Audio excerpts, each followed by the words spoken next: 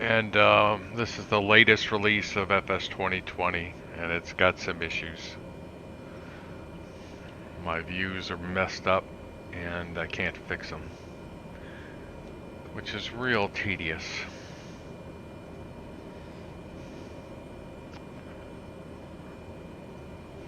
Okay.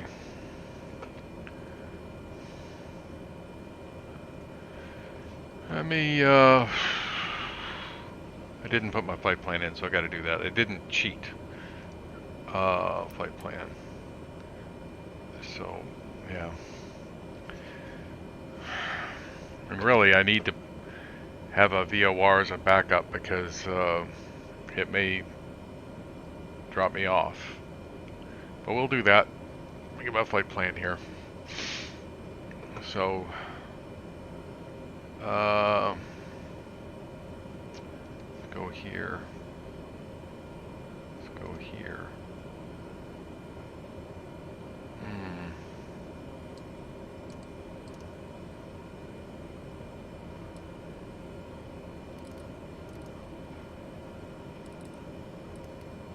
They need to make this font bigger.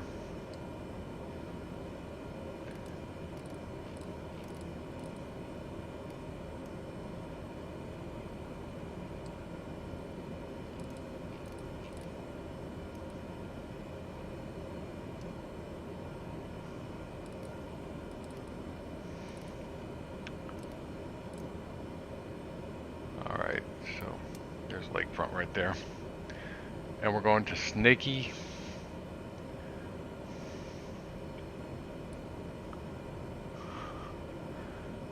God.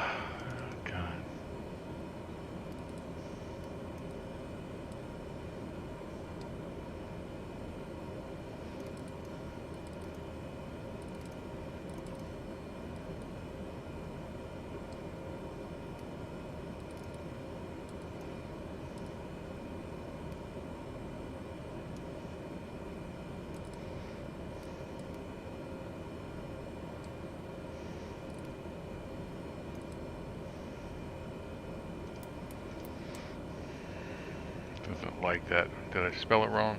S-N-A-K-I. Yeah, oh, it did like it, okay. And then to Victor 20. See if I can figure out an airway.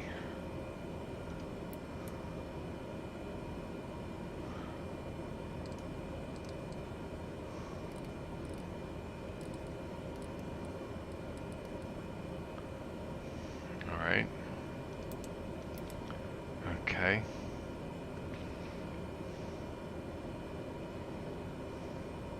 No, I don't want to delete the flight plan.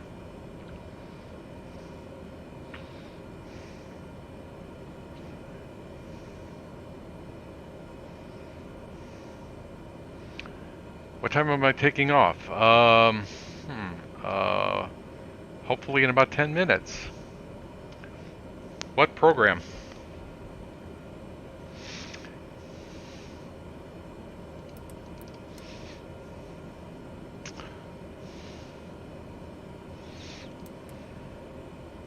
Okay, so that worked. So let's go.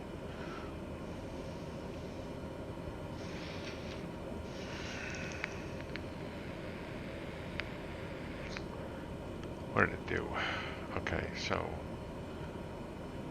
let's try this. I suspect this will work. No, it's not going to work.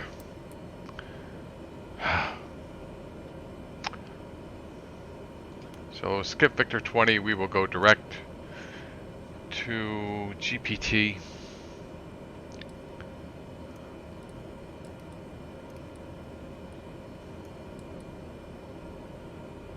Gulfport.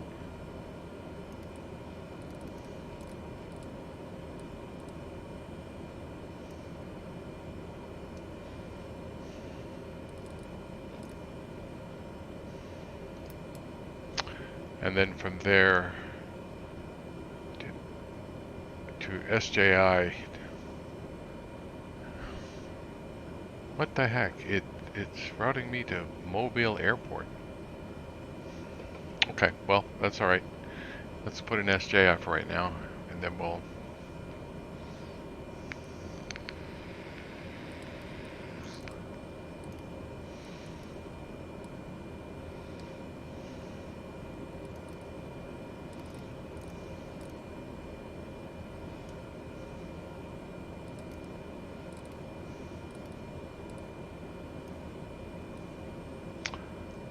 honestly, I should have, come on, take SJI, please.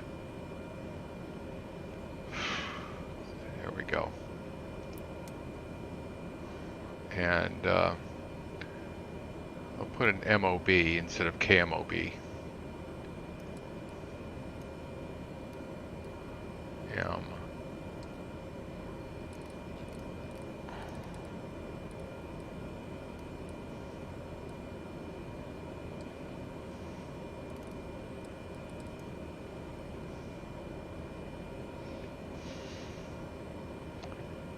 That looks like it. Missouri. Okay, hold on.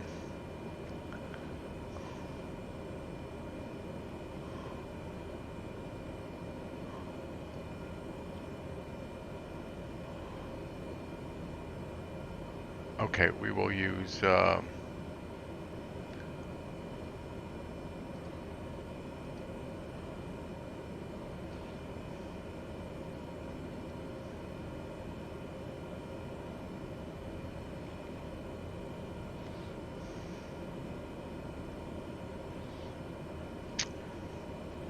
this is, let's see, Brooklyn, BFM.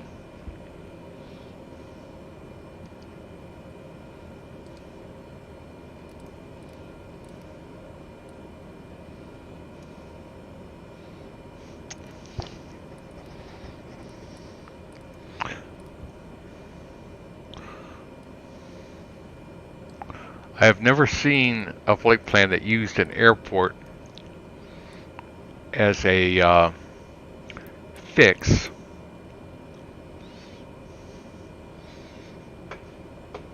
Before. And then finally the KPNS. But that's not Microsoft Flight Simulator that did that. That is SimBrief that did that.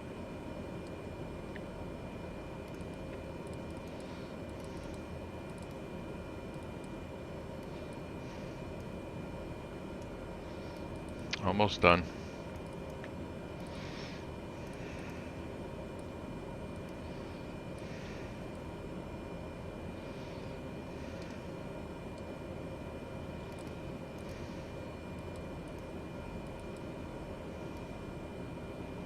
Okay, so there's our flight plan.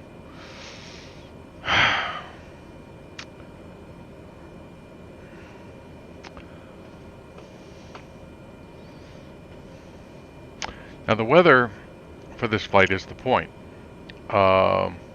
Just grab an altimeter here, 2999.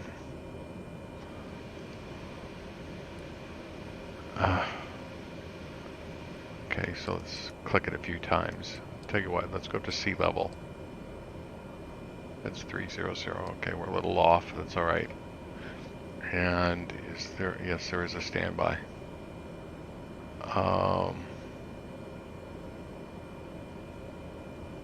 Oh.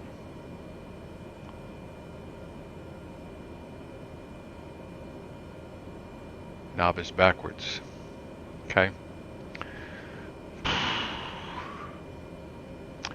For altitude, let's see, we're already set here.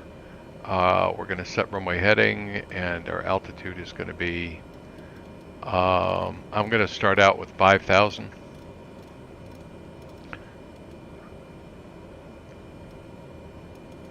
And then we're going to be climbing up to, it says 11,000. I think 11,000 is good. So we depart, make a left turn, depart this way, make a left turn, and we head out that way. Okay, and I'm already direct to Snaky, so I'm good. All right.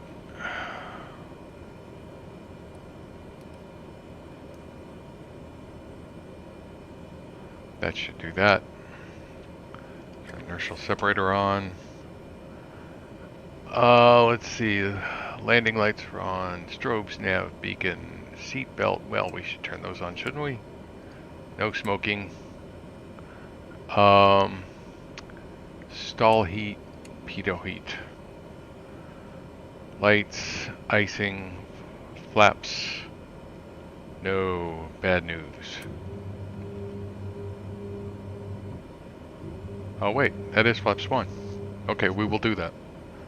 This only has 2 settings for flaps. And okay, so lights, icing, flaps, transponder.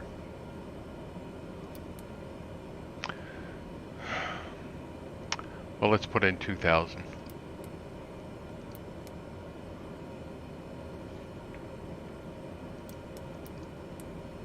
All right.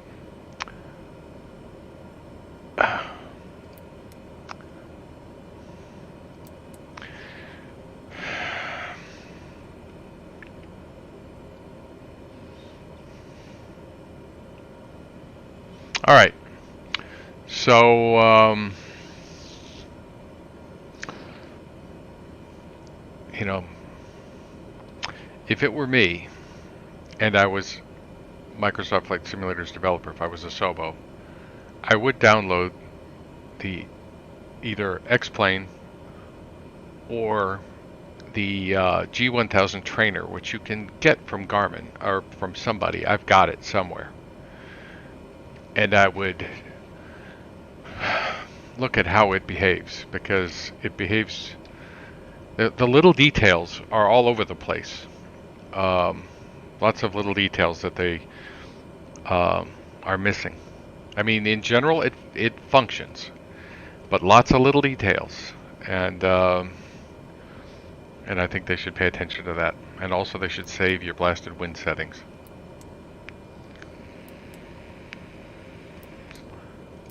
All right. So you can set the wind settings. It should remember it. I think that's my opinion. Okay. So. No, don't do that. Don't do that. Don't do that. No, no, no, no. All right, hold on. I've got to do something here.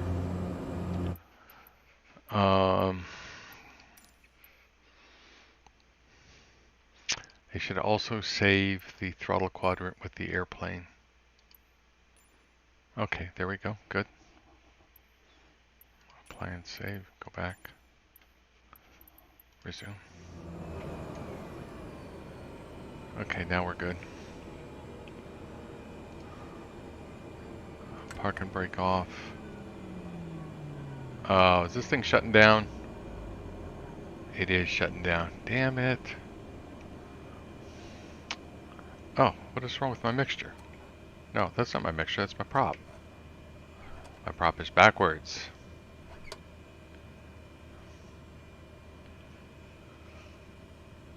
That doesn't work. Alright. What happened to my prop? Controls.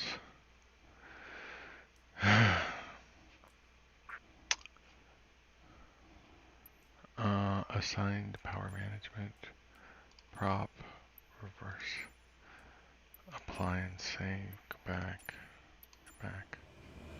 Alright, let's look at this now. That's right.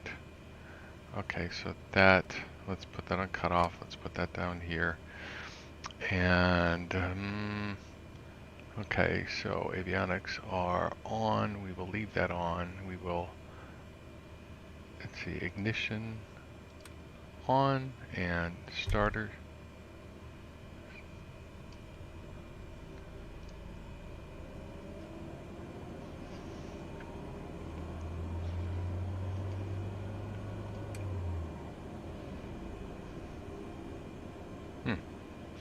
So it's not a momentary, you leave it on. Alright, so wait.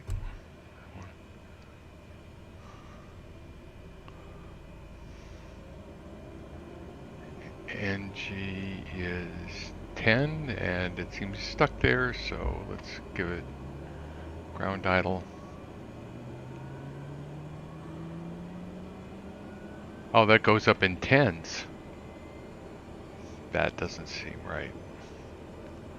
All right.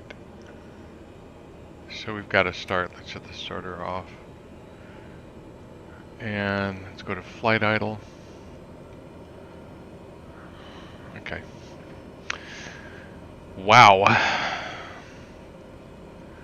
See, all my views are messed up. Now I'm sitting far away. They seem to, I think I could do an experiment here. But they seem to have, when they move your view, they're not applying the zoom. That's what it appears to me. So every time I move, I've got to reapply, I've got to zoom. Okay, so my lights are on. It's a dark morning. And we're going to take off.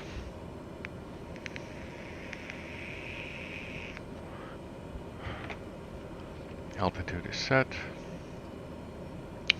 Let's do it.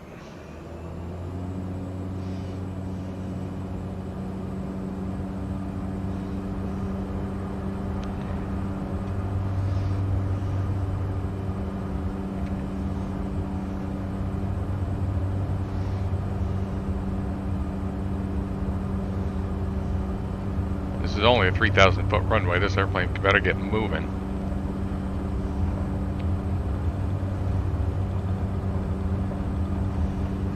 Come on.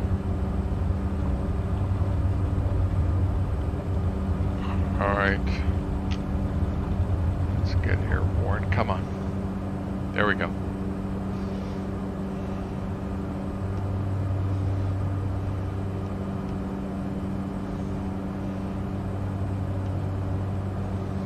So this will be interesting. I want to see, really, what my goal is to sort of just see how this thing does in the wind. This is a pretty stormy, crappy day down here in Louisiana.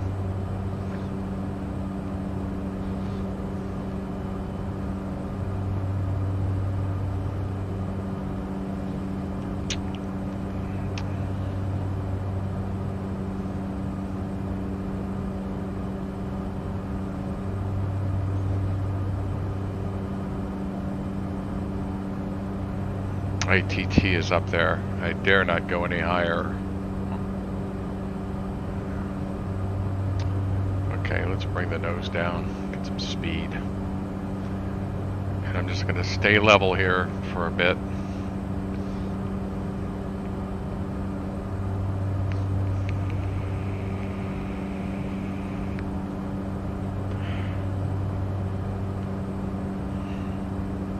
Alright, put the flaps up. Trim it. Come on. There we go. Alright, now we'll make our turn.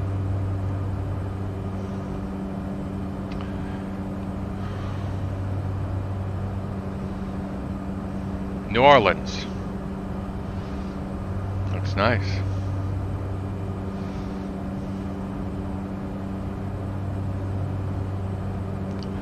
Slow climb.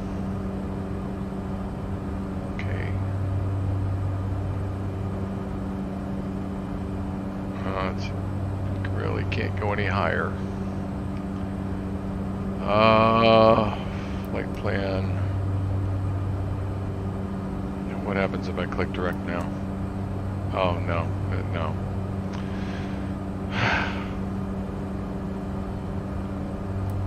I click menu.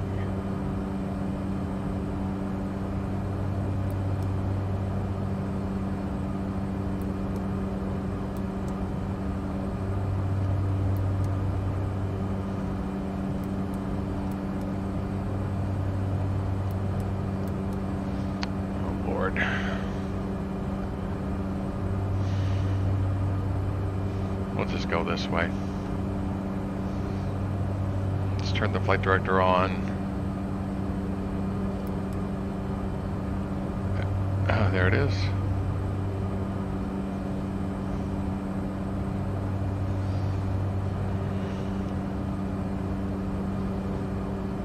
Hi, Samuel. How are you?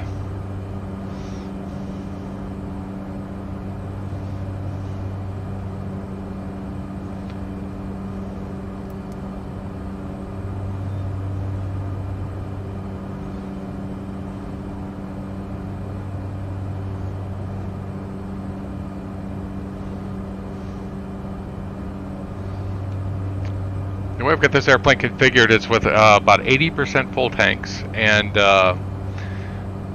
2 front passengers and a bit of cargo in the back. So I'm surprised that I'm seeing this slow of a rate of climb. Of course, I got the inertial separator on, but wow, look at that sky. Mother of God, that's just friggin' beautiful. Alright, we've got nav on, and our flight director is not really helping.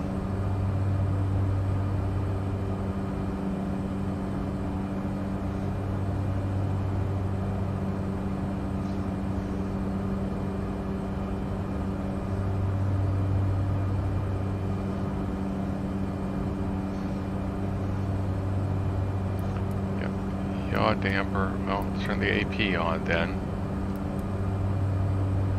Yaw damper doesn't want to come on. And I'm in pitch mode, so let's set BS. X-ray Golf here. You are leaving my airspace frequency change approved. Alright, and let's get there.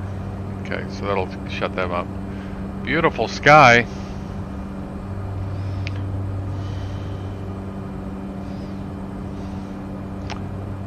Shut the landing lights off. Oh, this is gonna... Why did it stop at 2300? Oh.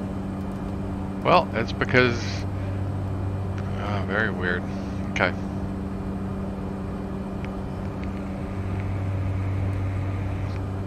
You know, I'm gonna flitch right there.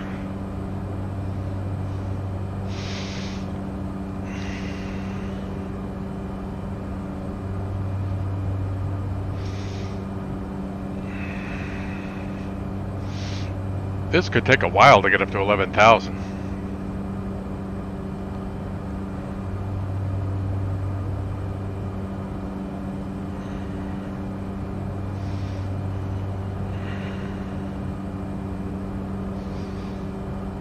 And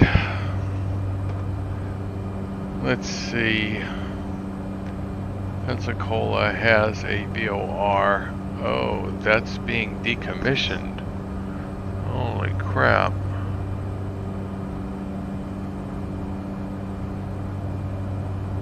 Holy crap.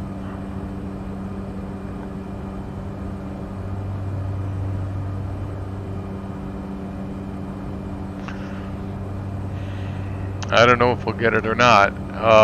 We will try. I need something to tell me how far I am from the airport. I mean, one way I can do it is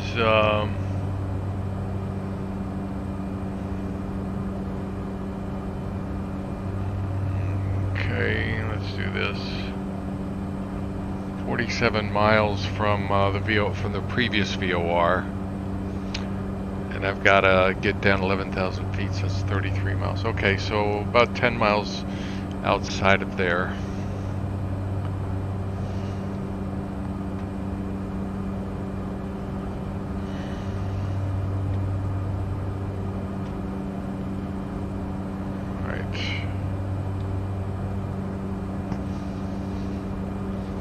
Why is this thing?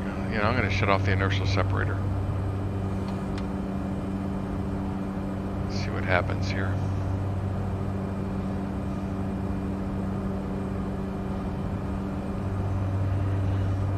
Normally I'd leave that on until 5,000. But that'll bring ITT down. So I might get a better rate of climb.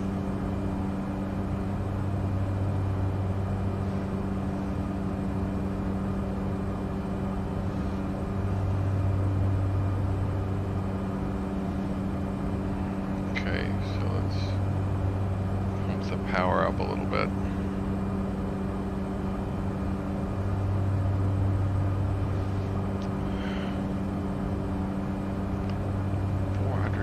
Minute. Wow. Well, is what it is, I guess.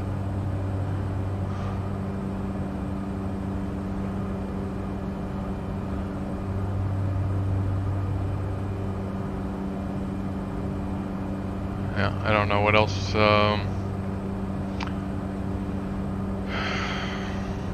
You know, this is a cargo monster. It carries a lot of cargo, and I'm just not carrying a lot, so why we're climbing so slow, I have no idea.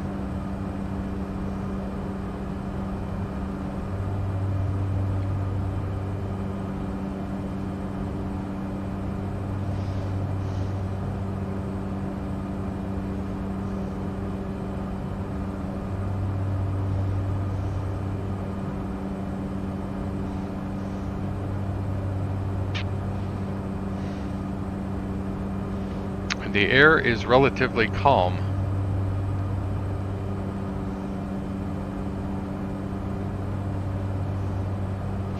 Which, I mean, looking at those clouds, I would say, okay, I buy it. Though, once I get in the clouds, I would think not so much.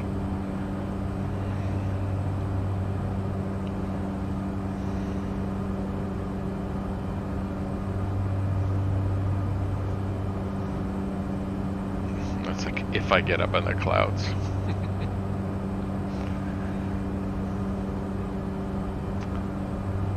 What is VY in this airplane?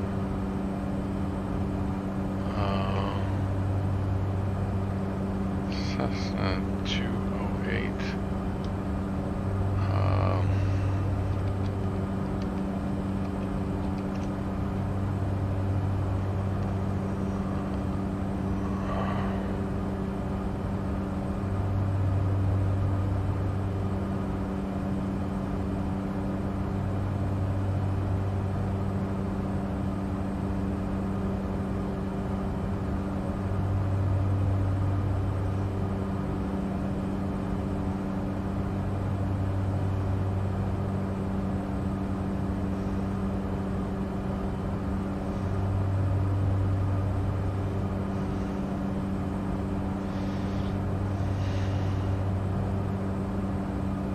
Go. VY is 89 knots.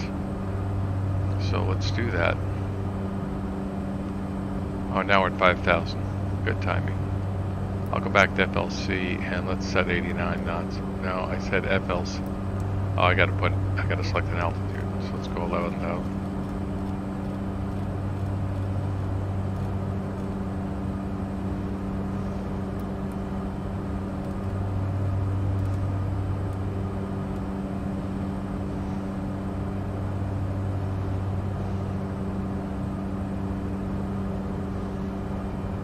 So I was kind of in a cruise climb. We'll do 89 knots. Oops.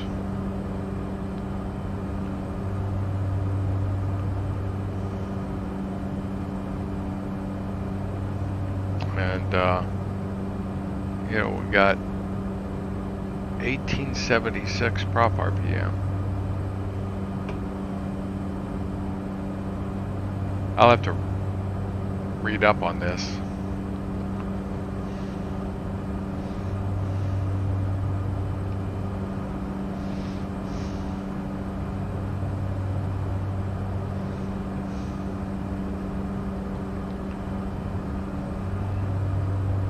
That's about my usual left view right there, right there.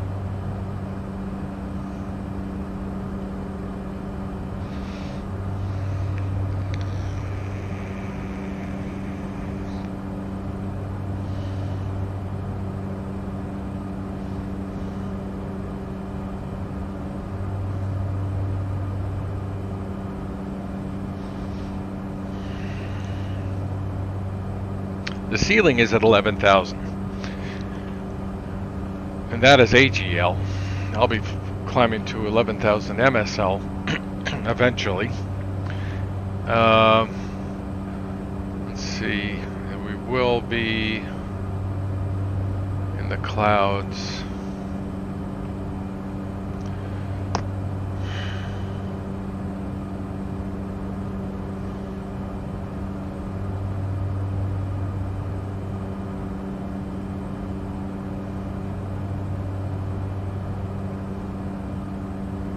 Windshield de-ice.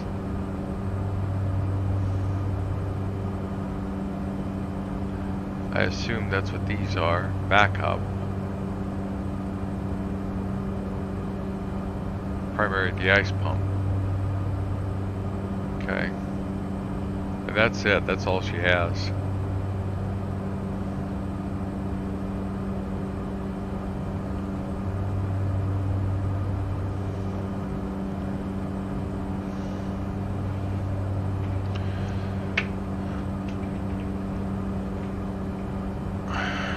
That's the view I want, but as you can see, it did not remember it.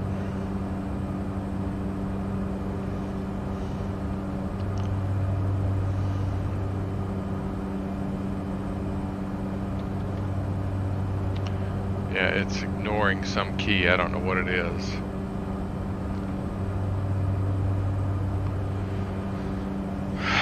Frustration.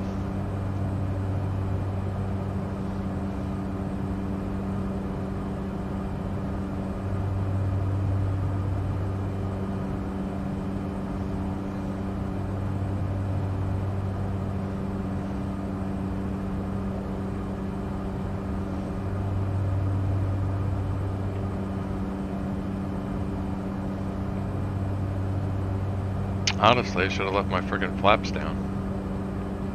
First notch. Might give me a bit more lift.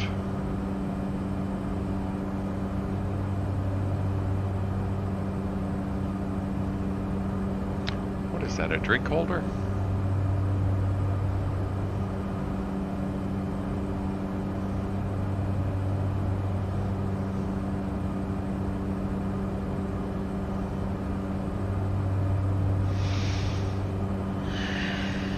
What is that VOR? The VOR frequency is 112.8. So I'm gonna put it on nav 2.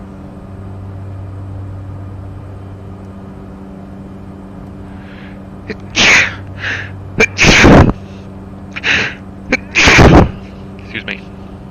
Oh, I was going to put it in nav 2 and then put it in nav 1.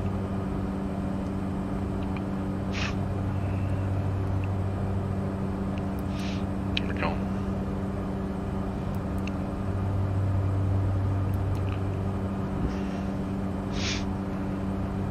I hope that shows up. My last flight, it did not show up. But I am set. Oh, it's got BFM right there, but where's the pointer? No data.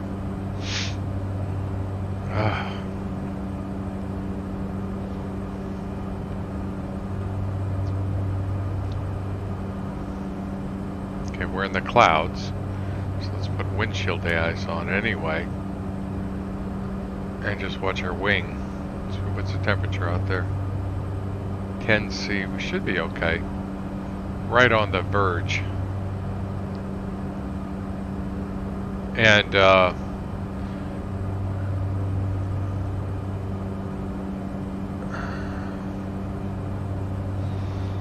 wind is reverted back to 3 knots, but we're seeing a little bit of turbulence. I think it just happens to be 3 knots. I hope so.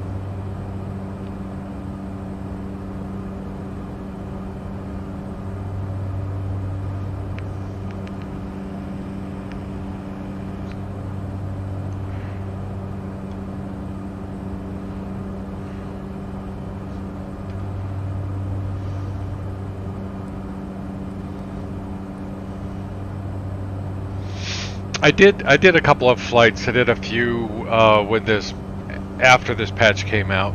I think it was the day after.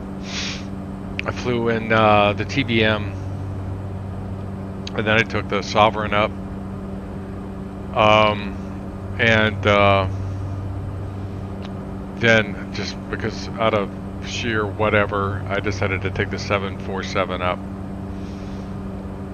Nothing thrilling about flying that 747, if you ask me.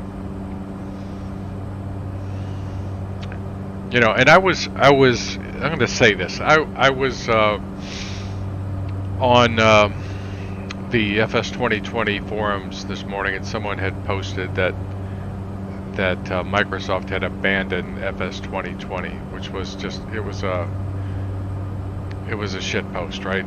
You know what I mean? And it really kind of infuriated me, him trying to rile people up. It didn't infuriate me. It did something.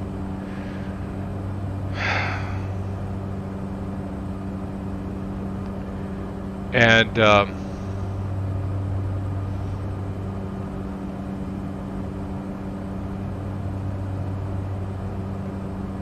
yeah,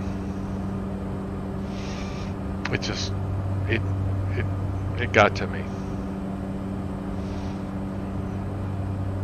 I think this sim's got a lot of bugs, but vast amounts of potential. And honestly, if they, as PMDG comes out with airplanes for this, it's gonna take off like a rocket. And they're just gonna have to keep working on these G1000s, G3000, and G5000. It's just gonna have to slowly keep working on them. That's all there is to it. It's gonna take time. They gotta fix the autopilot. I mean, that's gotta be top priority.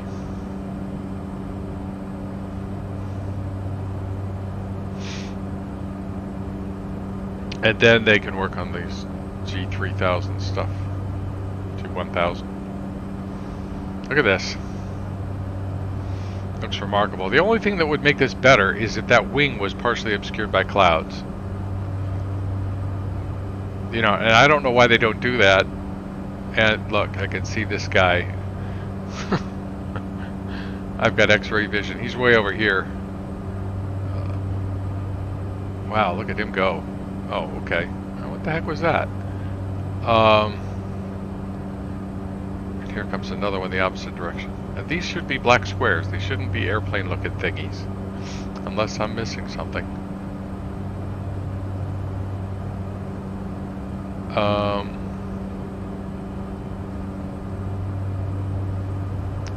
Yeah, I think we're in the soup. See, that would tell you if you saw that wing being obscured. But that's just, maybe that'll come in the next version of a flight simulator.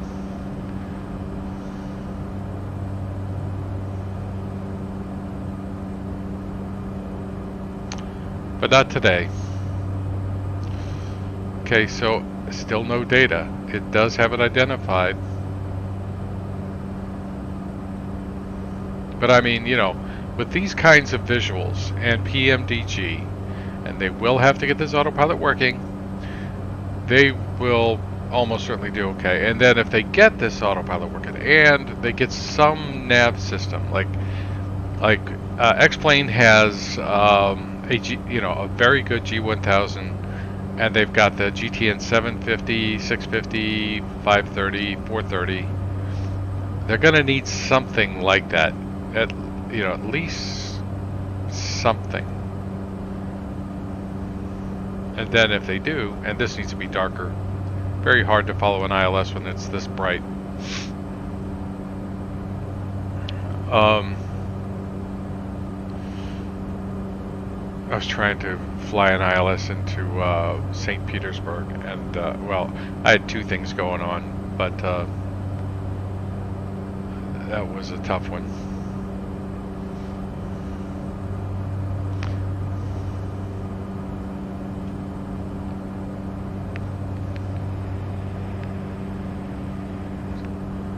So yeah, if they don't get decent nav systems in, which I think they will, but if they didn't, then they would turn this into an airliner sim, just like P3D is. And that's half the customers would not be here.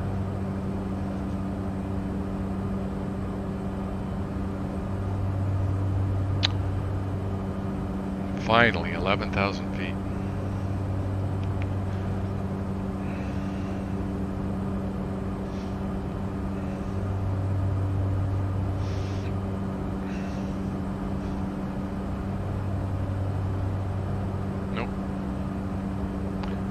temperature 6.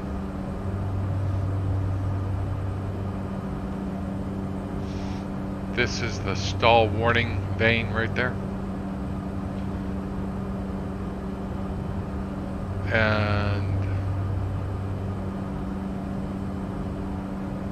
if that's a pitot tube, that's a very weird looking one. But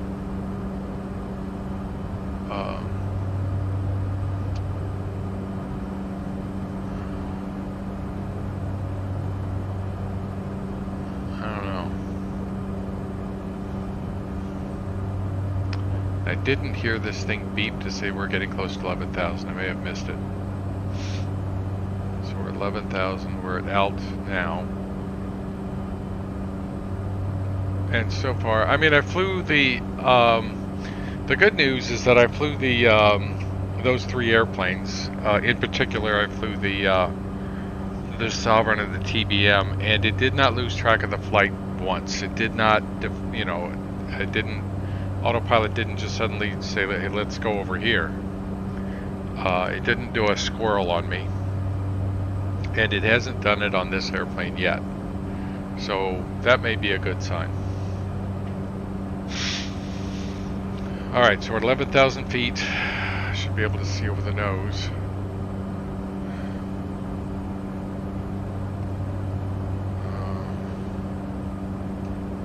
Maybe not that much. I like that, I guess. And there's still no nav2 info. Well, that's nav1. Why does it say nav1?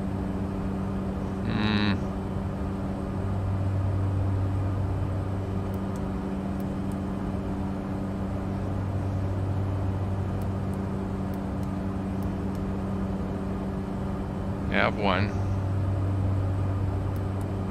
Nav2, no data.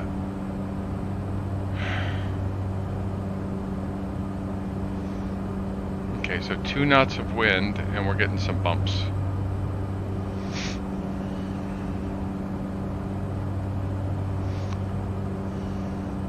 We're cruising at 125, which is slow. Now I could probably pull this prop back some.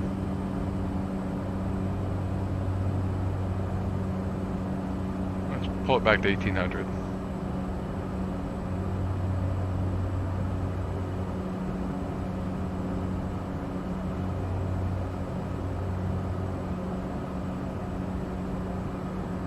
Give me better fuel economy. And that's up to torque. Can't go. Nope. Can't. There we go. Just have to live with it there. Okay.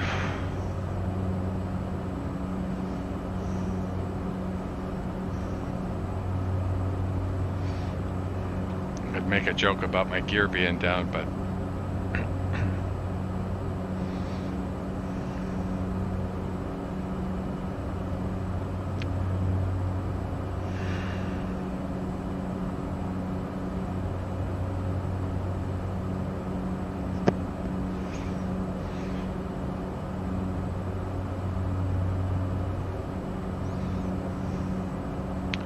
one knot wind.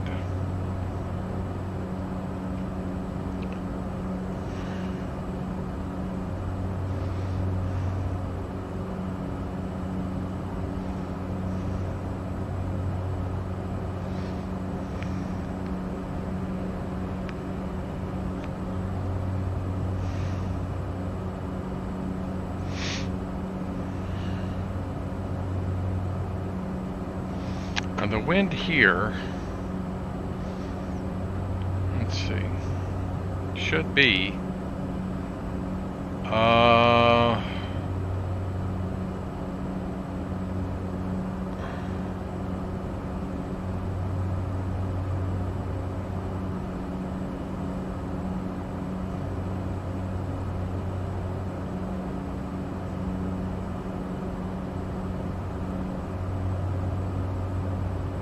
light, very light. Depends.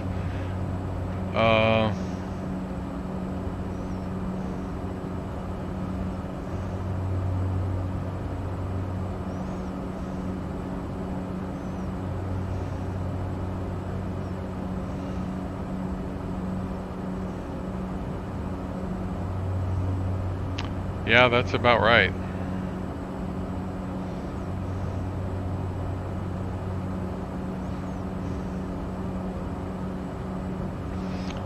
So not awfully disappointed there. I was hoping to get some wind here. Oh Lord, you know, that's just the way it is.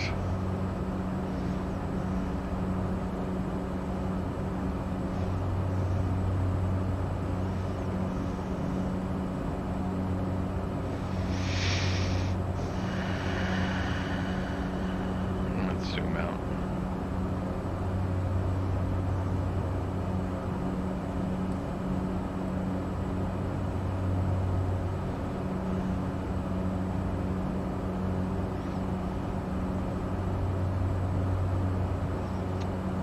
Let's see if there's any rain.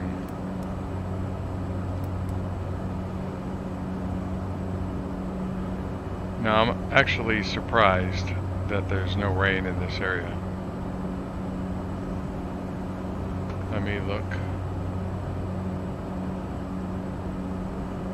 Yeah, there should be rain all around this area.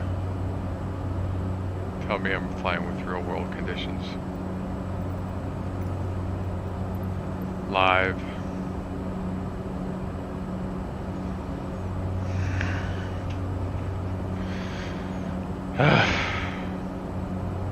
There should be rain all the way to Pensacola.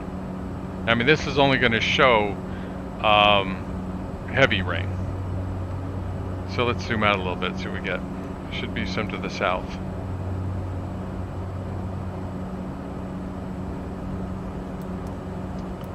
Nope.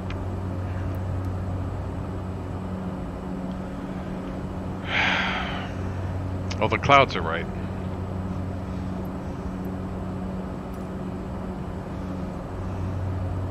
Ceiling is 11,000 and I'm at 11,000.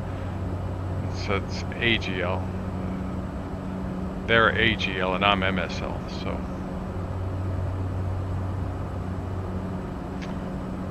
God, that looks amazing. I mean, honestly.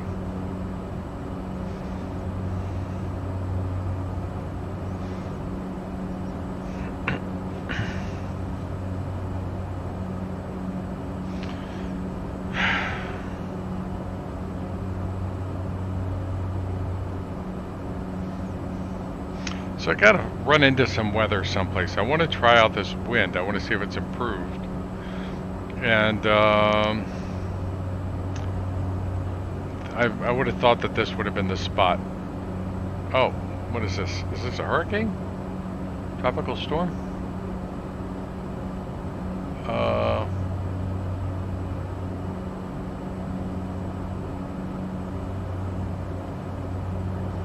Hold on. Something down there and it's big.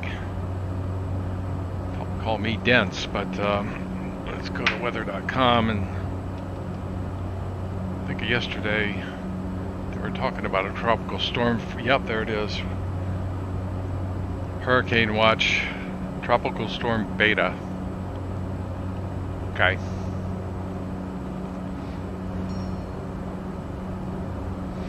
That's where it was.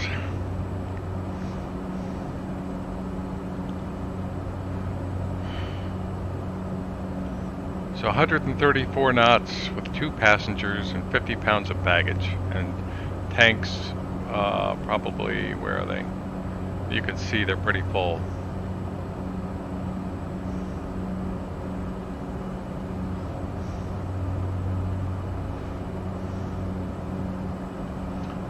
Wow. Like, I've never seen that in a sim before.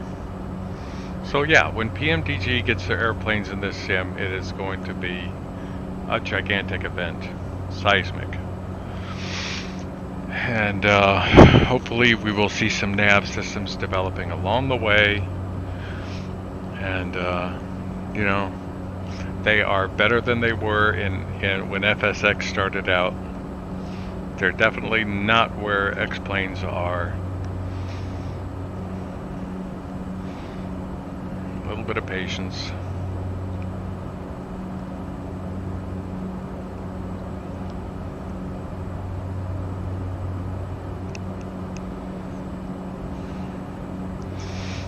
So according to my handy dandy calculations, I need to descend right about there.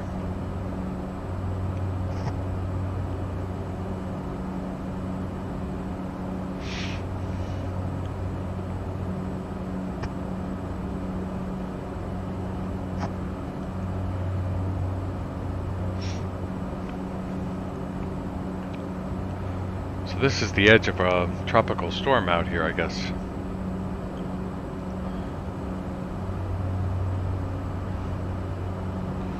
Kinda looks like it.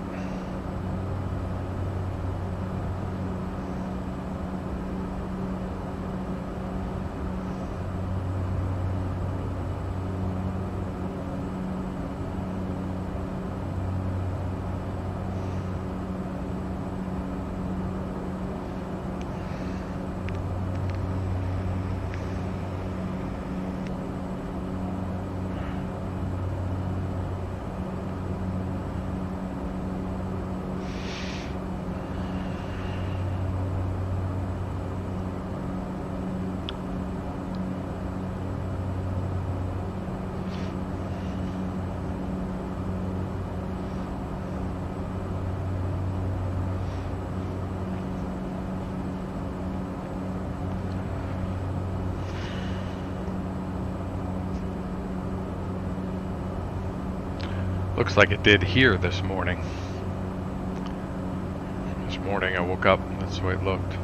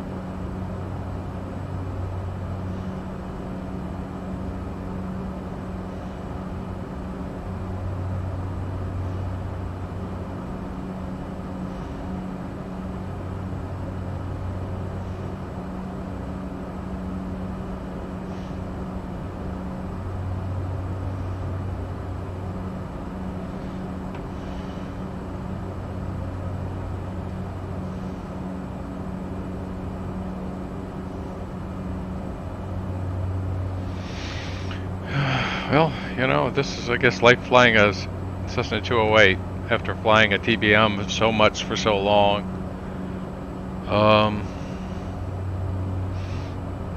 Sort of a laid-back life.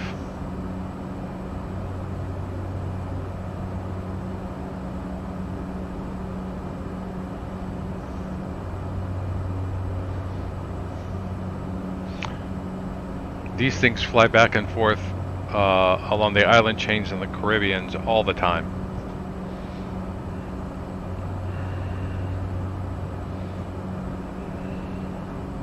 Though I do think they fly faster than this. You know, it's showing 135 knots.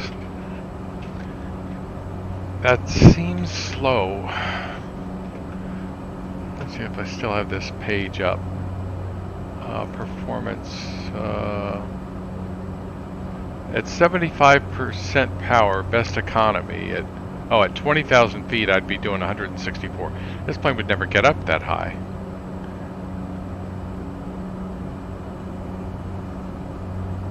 So I guess you would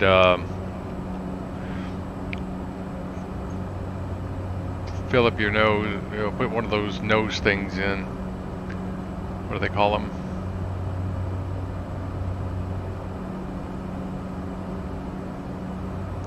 But it looks like my oxygen is empty anyway. What happens if I turn it? Oh, it's in up.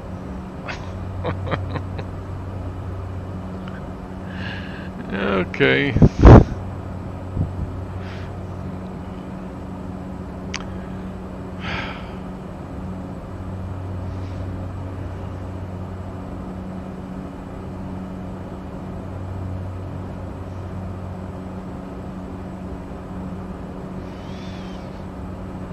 Got some traffic over there to my left front. Let's see it on here.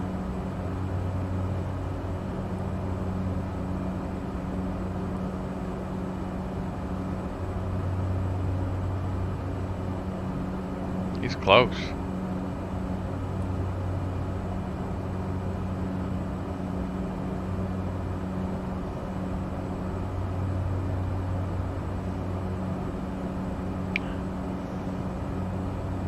Where's my flight plan? See, this shows I'm going to SJI. Okay.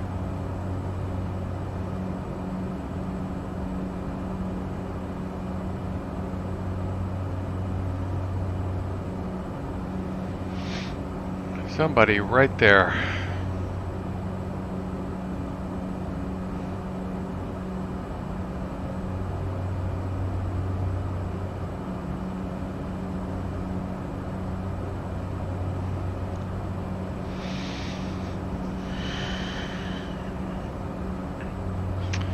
So where's that hurricane gonna hit?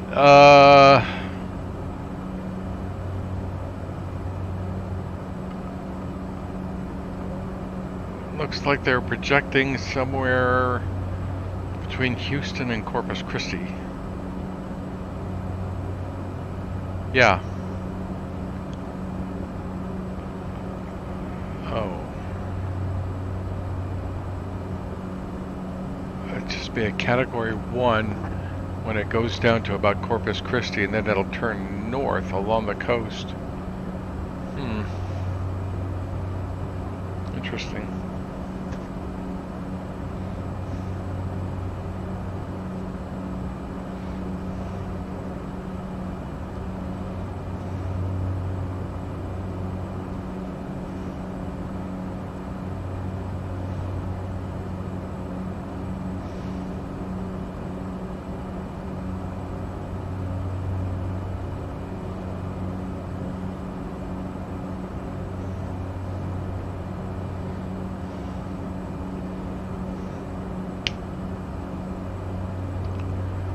Oh, 33 miles. Good. I've got nav2 data. I was worried about that because yesterday when I was flying the Sovereign, I didn't get any nav2 information. Maybe I had something wrong. I'm glad that I got that. Without VNav, you've got to have that. You've got to have some way of knowing how far away you are from your airport.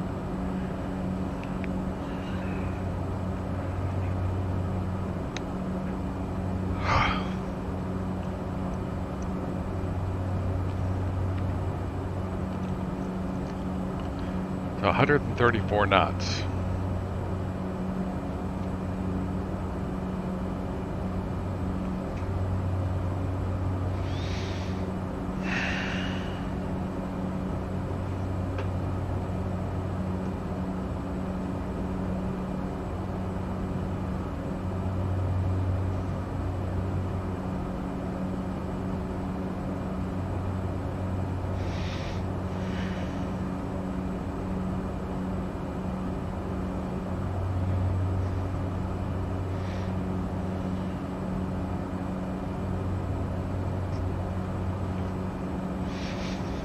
So VX on this airplane is 69, so I guess rotation speed is about 65.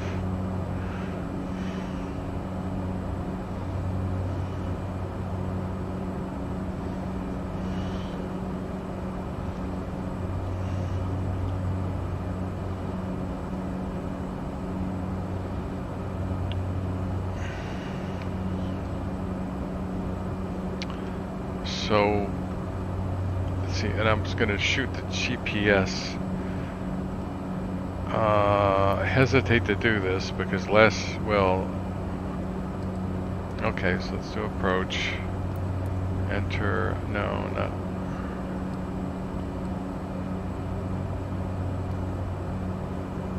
RNAV 8.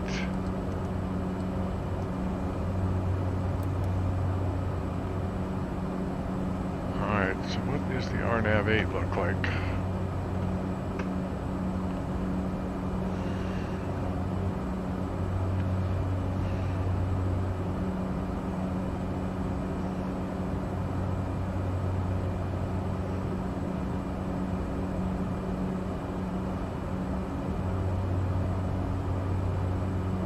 RNAV 8 could be LPV or LNAV VNAV, so 347.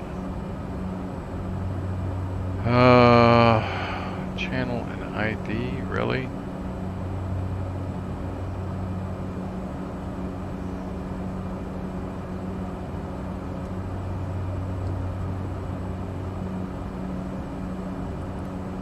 What did it do?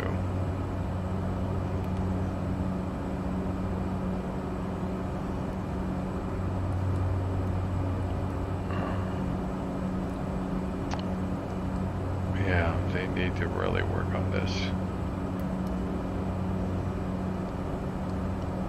No.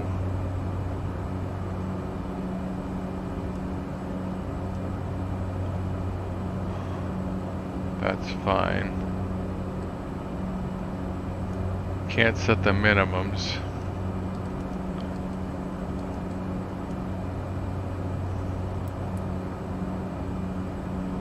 Okay, so I've loaded it. Can you go back here?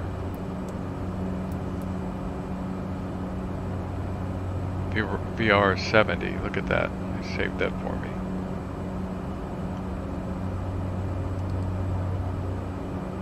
Let's go here.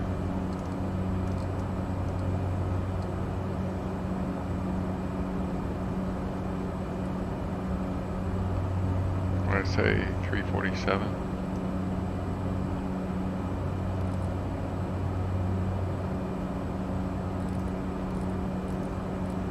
347? Yeah. There we go. Alright. Well, it's set. Right there. What's the altimeter over here?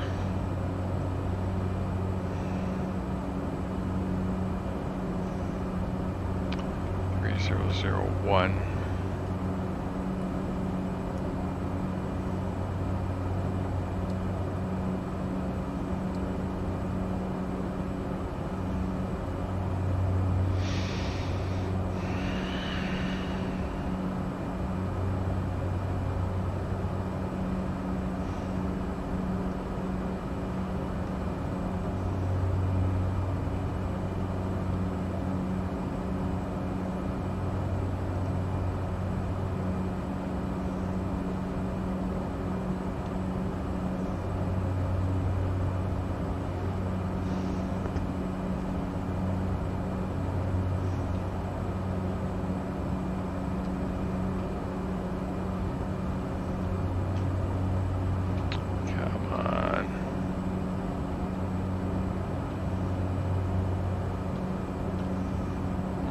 Whatever.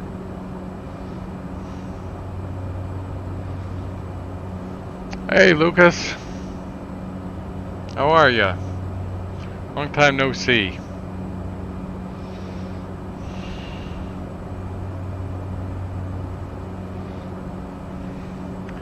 Went up today to try to find some bumpy weather, and this is all I ran into.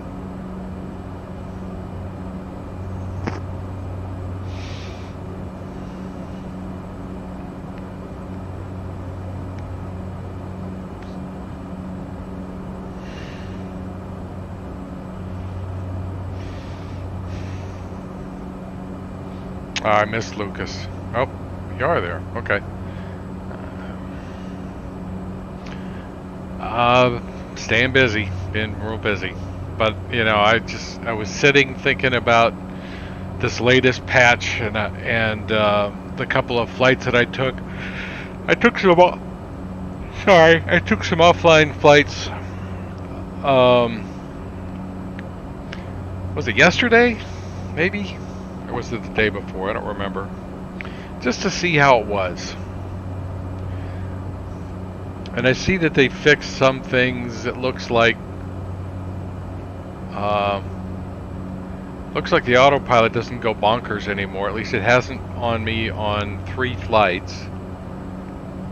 But you know, there's still a lot to be done. And they broke some things. And that was really what had me thinking about if I wanted to do any streaming in this sim. Because they broke my views. They broke my ability to set my views. I can't do it anymore. So, unless there's something I'm missing. Unless there's some other command that I'm not aware of.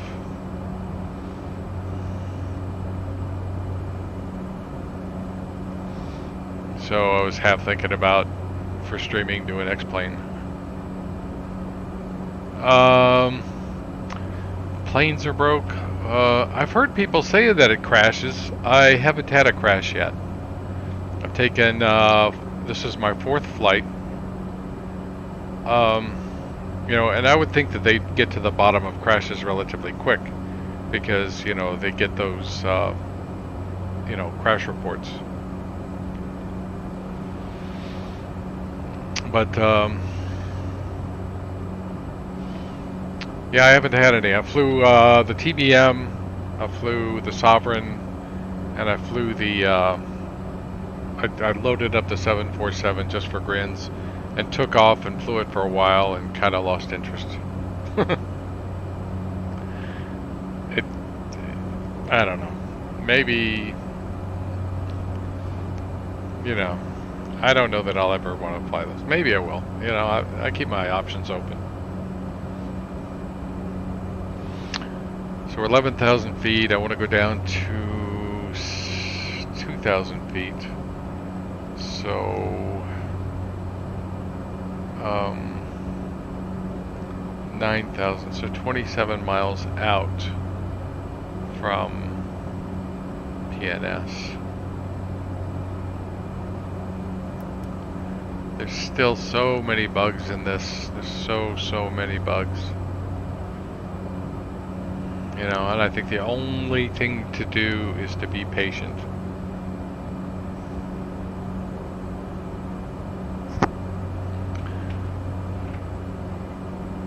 That says 46 miles from the VOR to PNS. Yeah, but the views are stunning. You know, and that's what's going to keep this sim alive.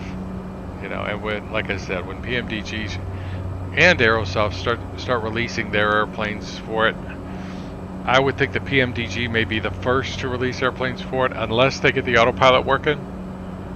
You know, because Aerosoft, I think, uses the internal autopilot, whereas I think PMDG has coded their own. You know, if they get this straightened out, then you might see Aerosoft airplanes soon. I saw in some videos the movements of the flight directors, and I saw that they don't follow the autopilot first. Like the flight directors go all the way down on descent or to level off. Well, I can say this about the flight director. It doesn't... There's something up with it. It's doing weird stuff.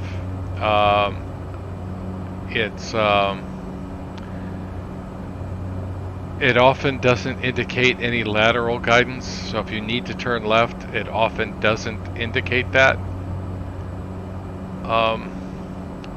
And you know, this is what the autopilot's intending to do. That's what the magenta thingy there is, the flight director. It's supposed to indicate this is what the autopilot wants to do.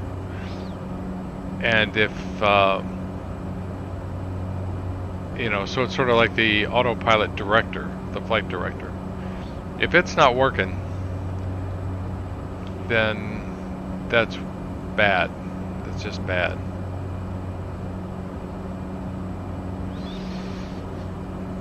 Yeah.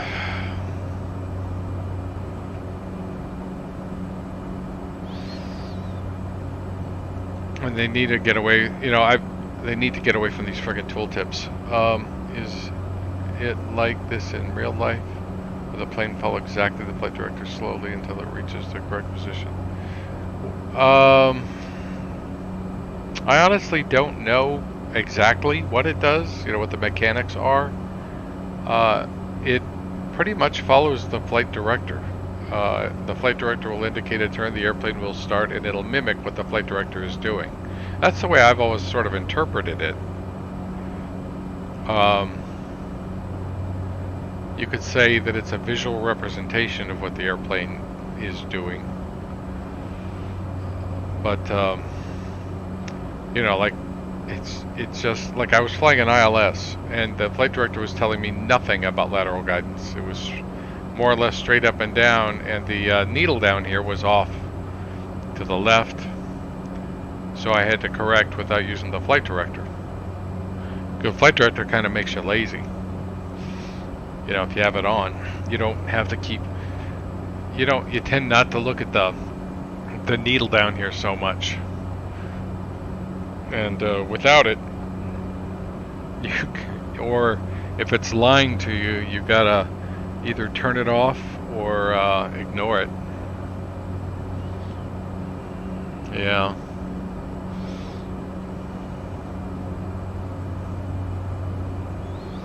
But, you know, I think they did fix some things. I think, even though I think this airplane is possibly underpowered, because with this much cargo, it took me forever to get up to 11,000 feet. And the only cargo I have is one passenger and 50 pounds of baggage. And I was climbing at about 600 feet per minute. It just seems pretty weak for an airplane that spends its life carrying cargo all over the place.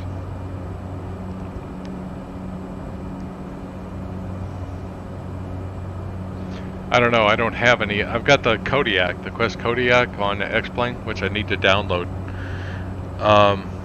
See if they fixed the landing speed in that thing.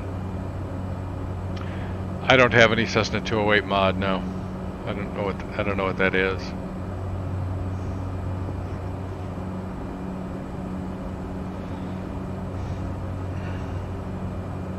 I heard that there was a G36 mod, and I took off the TBM mods, and I think I'm going to put them back on because I wanted to see if they fixed the brightness control on the G3000, and they didn't, so I'm going to put it back on. And I turned these display frequency up to high because medium was horrible. Trying to fly an ILS with a jerking, you know, PFD was just nuts.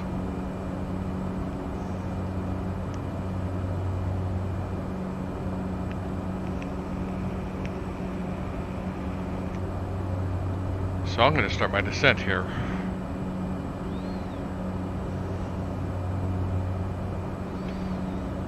And we're doing 137, so I can descend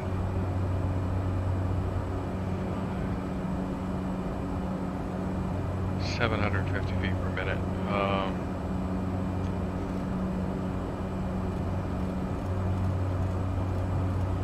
I think the air movement is working better, even though I've got the wind is calm right here. I think it is working better. When I flew the TBM, I was getting some believable turbulence, though it wasn't enough for me to make any decent judgment about. And that ought to do it. See, I was flying along there. Really, I'm in the flaps range the whole time.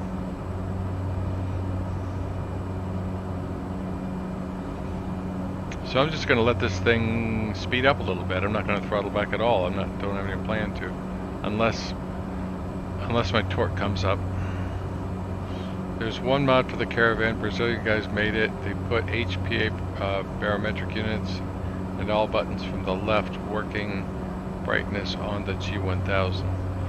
So this didn't have a a brightness control for the G1000 either. I didn't notice. I'm flying during the day. I didn't look.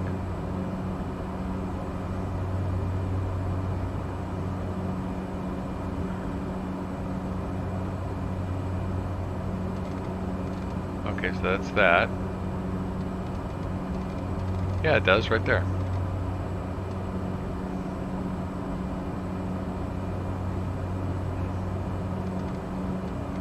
Look at those knobs. I don't know. That's a weird effect right there.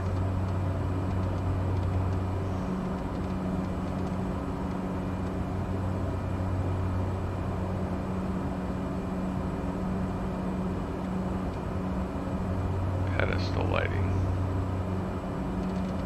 Yeah. Left flood.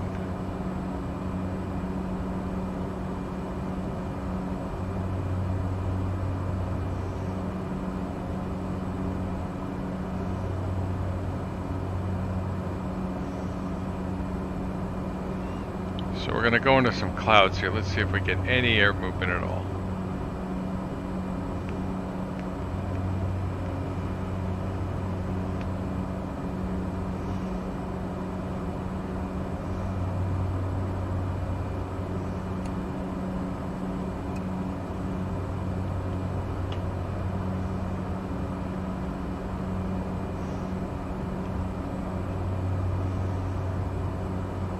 Maybe a bit, but then, you know, the wind is calm.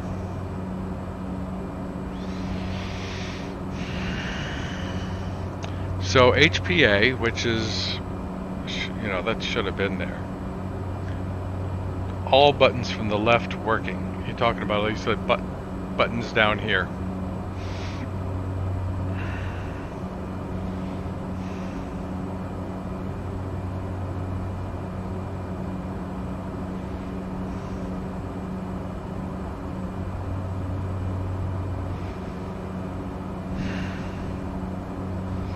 Yeah, I would say that at the rate things are going, we're probably maybe a year away from seeing some decent avionics in this airplane, thereabouts.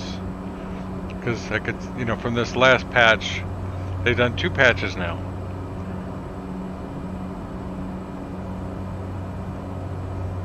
No, not the G1000 from the left side of the plane. You talking about these over here? I thought those worked already.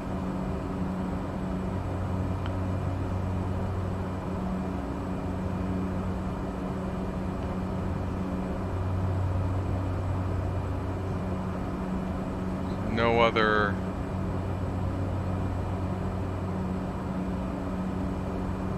And then there's these, which work as far as I know. Those work. I don't know about those. Air conditioning, I haven't futzed with those.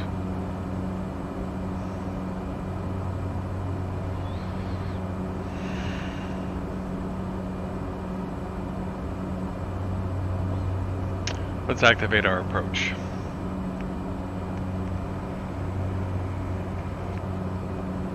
Let's see, proc.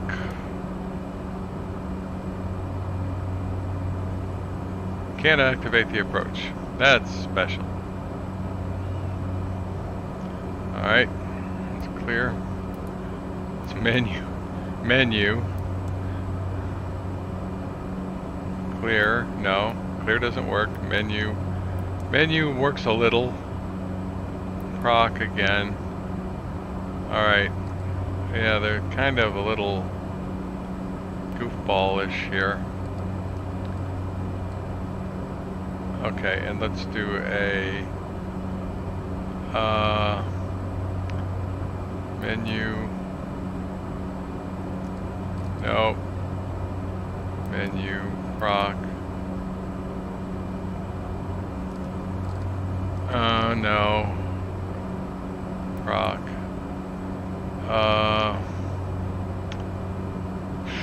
How do I do this? God, I'm stuck. Let's do a direct.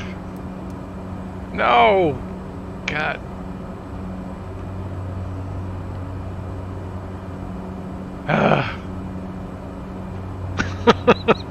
God, this thing's a...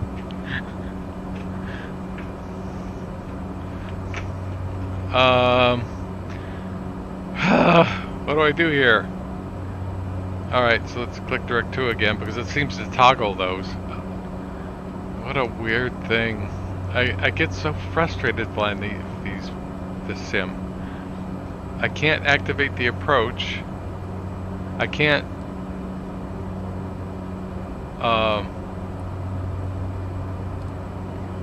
where are you? Okay, so I'm on the fix. I can't activate the leg.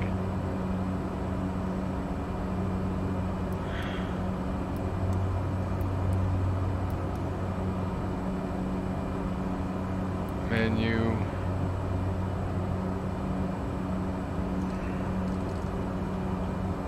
I can't do anything.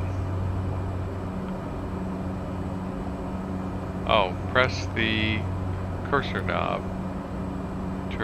Turn to the... Well, I did. To return to the base page.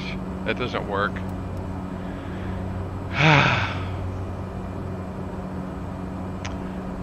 So, we're going to be doing a visual approach today, are we? Because that's all we got. God. I don't even know what to think here.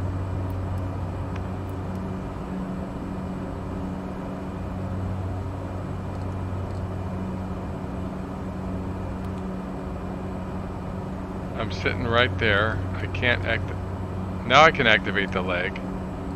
Now I can't. Oh, this thing has so many bugs. Very. What did it do? Oh. I seem to have activated something. That's alright, I'll go into heading mode. I'll just fly heading mode. I'm a little frustrated right now. Oh, there's the flight director is actually telling us something. So let's go a little bit right here. Oh, we've got a wind from the off of our nose. It's 6 knots now, which is about right.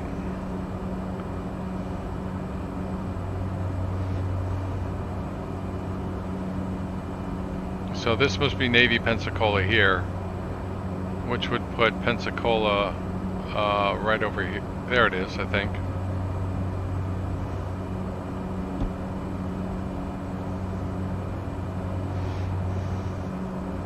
Lord.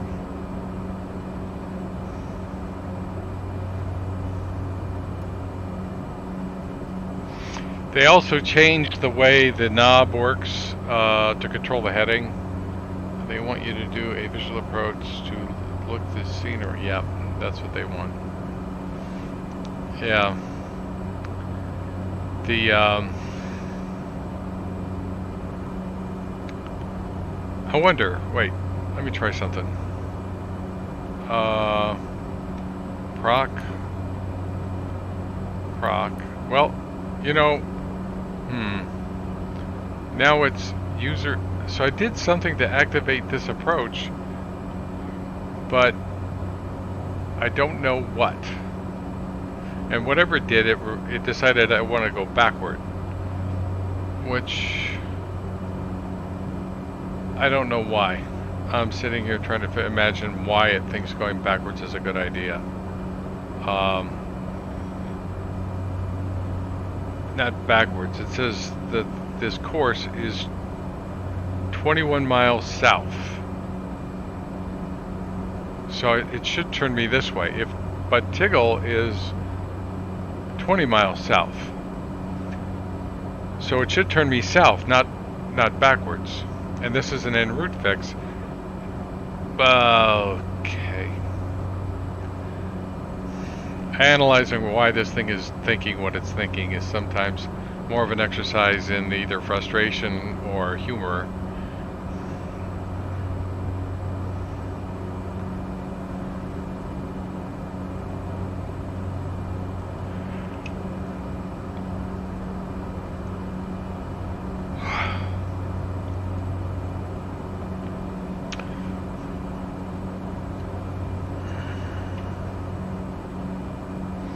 Like I said, and I still hold to it, it's a great VFR sim still. And if you're going to use traditional navigation, it's a great sim if you're going to use VORs. But if you're going to use this, no.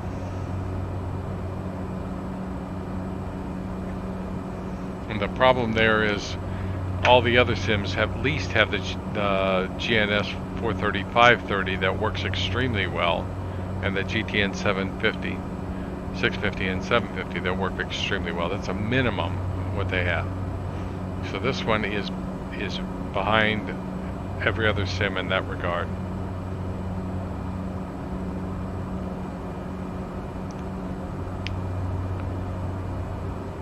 So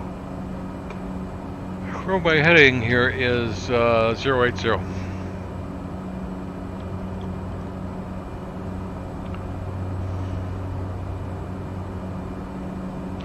So we'll stay at 2,000 feet. I'll disconnect the autopilot, but you know, like I say, that's what's going to keep this sim alive until PMDG gets on board. Those views, that view out there of those clouds, it's going to keep this sim going. It's going to work.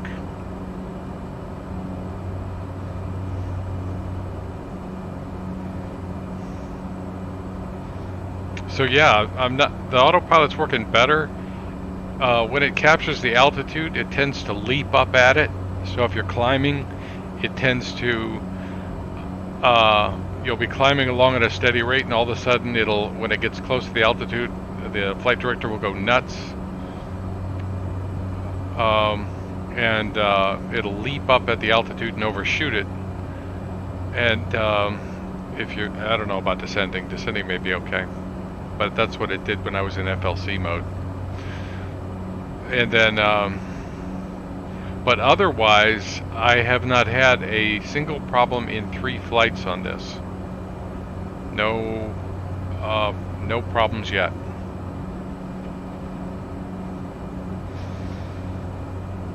So that by itself is a very good sign. Real curious to see what Pensacola is going to look like. I would say that taking off from New Orleans looked pretty realistic, even though I did the shortcut, sort of the Control E version of flying. I did the TBM, I did it cold and dark, and it went okay. Once I figured out something about my controls, it went okay.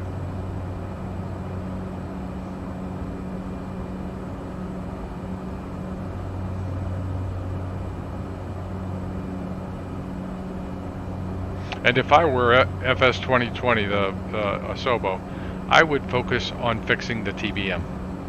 Or this plane, but really the TBM is the one I would focus on. I would focus dead square on it. Fix, and think of all the things that you'll fix while you're fixing the TBM. You get the TBM working, you get its torque working right, you get its ITT working right, on the engine side, and which they have improved it, I think, and then the G3000 working right, and they'll have fixed a whole lot of airplanes along the way because the G1000 and the G5000 both use it. It's the same thing, just different push buttons. So, they could fix the Sovereign. The Sovereign has problems with its ITT as well.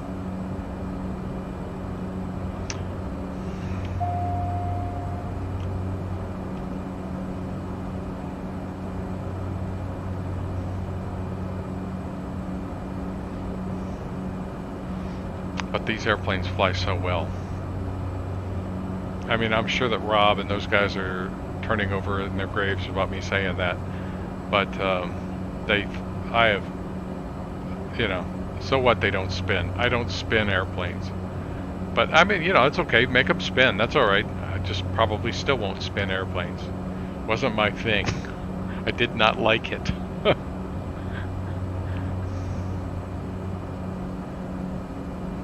I did not like it.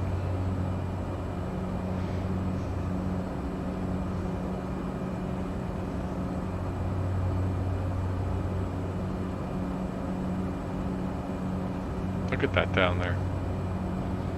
I mean, this looks real. Just, you know.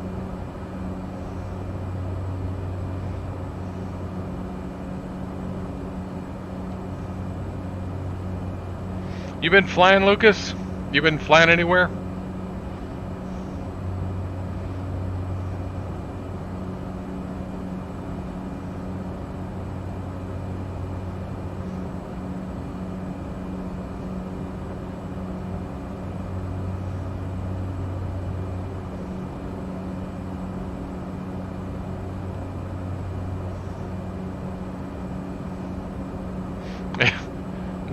No doubt, better level than spinning. I've been in 2 of those, and I am not. I was 2 or 3. It was not a pleasant experience. I was telling my son.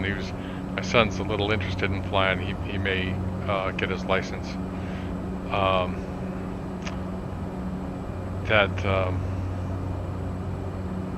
That he'd have to get his commercial. I don't have my commercial, but commercial, you have to do spins and spin recoveries. All right.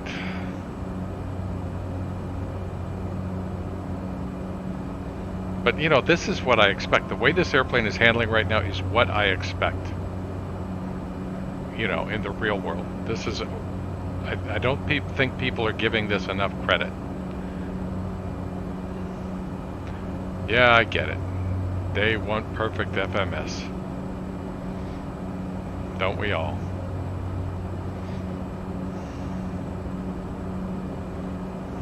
I do too, but I mean, look at that.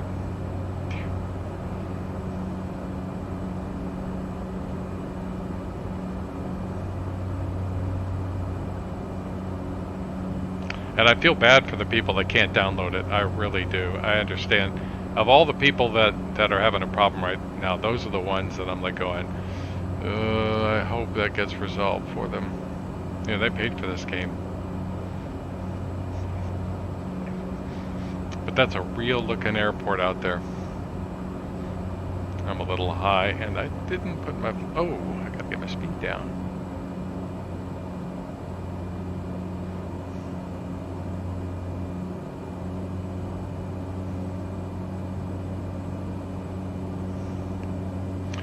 Flying in like they used to fly into Myrtle Beach. I used to watch these guys come screaming in, you know, like they got paid extra if they got there a little quicker or something.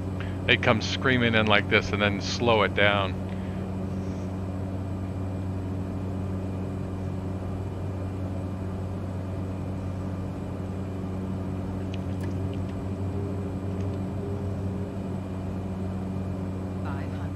Yep.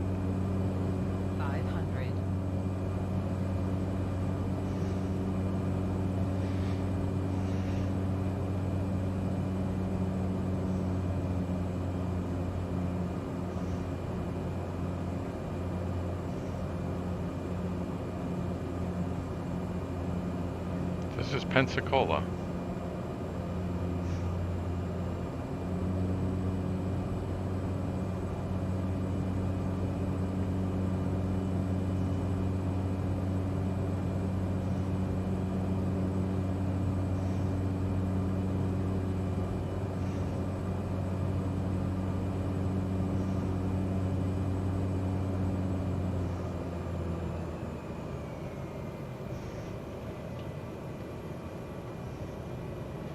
Just fly it like a Cessna 208 and you're golden.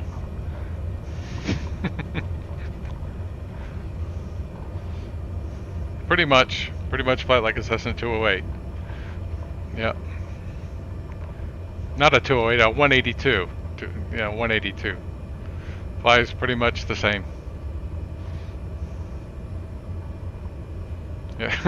It says, was there a taxiway back there? It's a taxiway line. I did a night flight in the TBM when I flew it, and I couldn't hardly see the runway or the taxiways at all. A lot of them out of Jacksonville, they weren't lit. So here I am looking all over trying to find these things. I must have gone right past one, or actually I'm not even sure it existed. I finally just ended up pulling onto the grass, going across the grass and pulling straight onto the runway and just taking off from wherever the heck I was.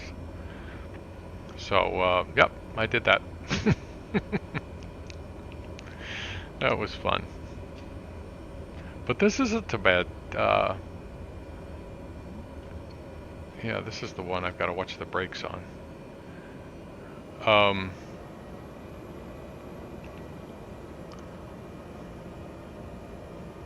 See, landing light off. Taxi light on. Here, we'll point the other way.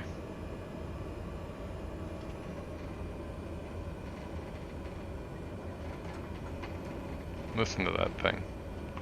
Need to get some bolts tightened up.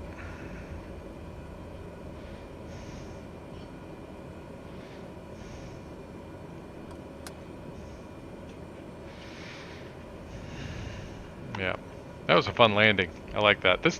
It lands a lot like a Cessna 182. You get over the runway, you're getting down there, and you just start bleeding back the power little by little, and then just flare. And it just rolls out nicely, beautifully, and just put it down. I loved flying a 182. It was just a remarkable airplane. I used to say, like, if a Cessna 172 is a car, a 182 feels like a minivan. That's the difference in how they feel. A 182 slows down slowly. It's not like a car where you can put on the brakes. It takes more effort for it to slow down, and it sways, even though it doesn't look that much different. You see the two airplanes sitting fairly close to each other, they look pretty much the same, but you get up close, the 182 stands a lot taller, the cowl looks a lot bigger. But they are remarkably different.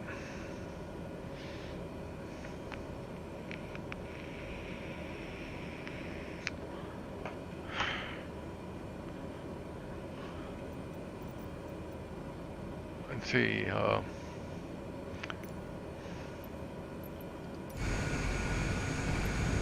see if this is going to work today.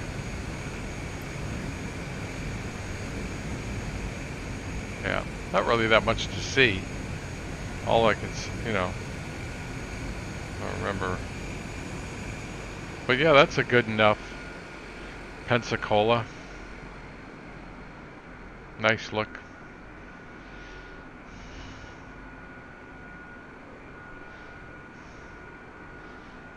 That's the other thing that's going to keep this sim alive, is the fact that, all the airports don't look like junk. This is a pretty much default airport, and it doesn't look like junk. So yeah, I was talking about, somebody on the forum posted a crap post that said that Microsoft has abandoned FS2020 or something like that, stopped development of it or something. It was it was a crap post trying to get people. What he was trying to do is tell people, shut up, otherwise they will do this. And I disagree. I don't think that's going to happen. I think what they've done is created something that's amazing, that they could use for train simulator, that they could use for sailing simulators, for car simulators, and they just need to do the due diligence of getting the avionics right, which they'll get to whenever they do. But does that look good out there or what? I mean, look at that sky.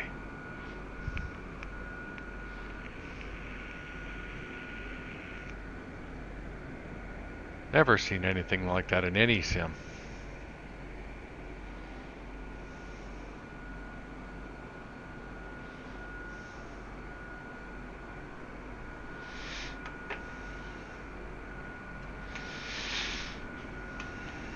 Well, I'm glad you're back, Lucas. But I didn't see. Did you say you did some flying? Better level. I flew the other week some flights in X-Plane 11 here in my state, but last week I didn't fly much. That looks good, yeah. So you're flying around in Brazil. Um, yeah, I may do an X-Plane flight tonight. I'm toying with a couple of ideas. I might do an X-Plane tonight. I've got some work I've got to take care of. Got to get upstairs and do it. And then I'm gonna, if that sim is on, I'll do an X-Plane flight, I think. But yeah. Yeah. I'm saying, when PMDG gets their 737 over here, I think between PMDG and Aerosoft, um, and especially if that autopilot is working, this sim's gonna go no. I mean, it's just gonna keep going. It's get the FMS going, and we'll actually have decent GA airplanes, possibly. I hope we have some good GA airplanes.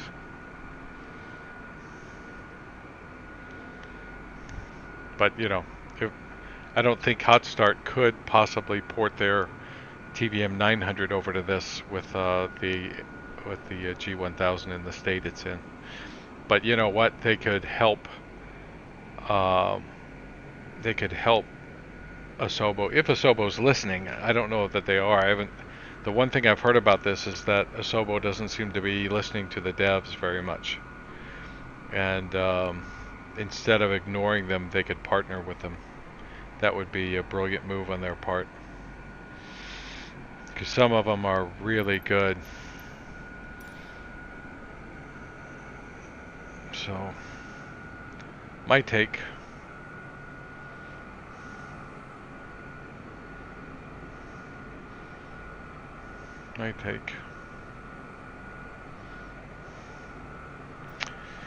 Well, Lucas, I'm going to sign off for a while. God, that was a long flight. An hour 44. I was thinking about flying to Tallahassee. That would have taken forever. The only thing is not very cool is because when you are at 30,000 feet high, ortho looks crap. Ortho in what? In which sim?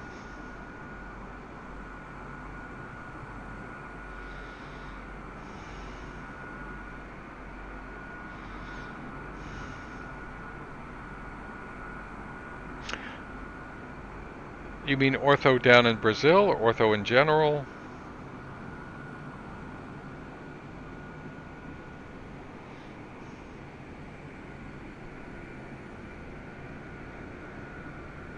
Oh, you mean the ortho in this looks bad. I honestly, I was up at 30,000 feet or was it yesterday? Was it yesterday? In the Sovereign. Honestly, I couldn't figure out how far I was from the airport, so I couldn't descend. I couldn't set a decent descent point. I was having all kinds of navigation problems, which was really frustrating. I put in the VOR and nav2, and maybe I did something wrong, but I wasn't getting any DME to where I could tell how far I was from the airport. In MS-2020, because how high you are determines the zoom level. So when you're at 30,000 feet, it goes to zoom level 13. Okay, which I don't doubt you're right about that. And are you talking about in general? Or are you talking about Brazil? I mean, I was flying around Florida yesterday, and I didn't think it looked that bad. I was flying from where was it? I think I was flying from St. Pete over to Fort Lauderdale, and I ended up way, way too high coming into Fort Lauderdale. I had no clue where to begin descent. You know,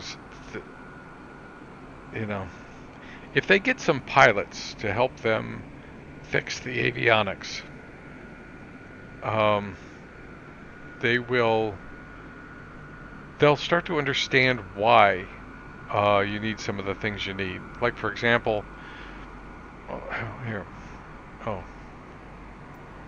let me show an example. Here on this flight plan,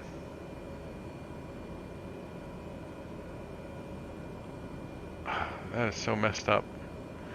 But if you go, so we're looking at the flight plan. So I should have some options down here to be able to set cumulative distance so that I can always tell how far away my airport is. And by using that, even though VNAV doesn't work, I can use that to decide when to descend. So VNAV is great. You can use it, or you can use the ×3 rule and to use the ×3 rule, you got to know what this distance is from wherever you are in this flight plan to your airport. And that's what you need cumulative for. You need something. And if that doesn't work, then you really have to go old school and you have to come over here, plug in nav2, plug in your VOR into nav2 so you can get your distance. And none of those three things were working for me yesterday in the Sovereign. So I was more or less screwed. All I could do is sort of take a wild guess, and I got it wrong. Because from high, yeah, okay.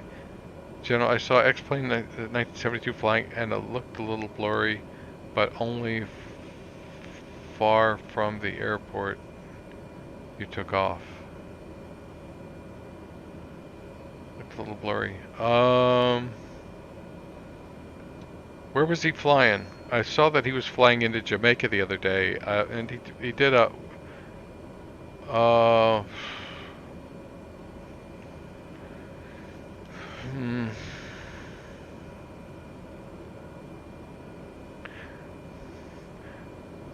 By the way, somebody, and I knew about this, but Global Art Studios did SBGL Rio, and I've got their Toronto airport. And if they ever have a good sale on that, on SBGL, I may pick that up.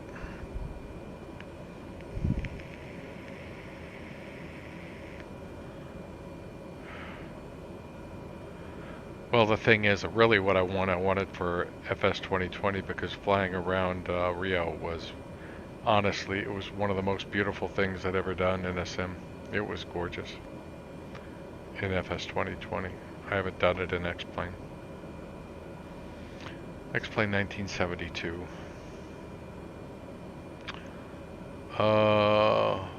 Here he is. Let's see what he's got here.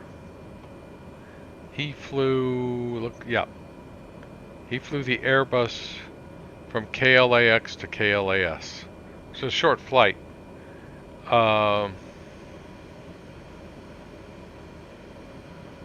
Galileo International, yeah.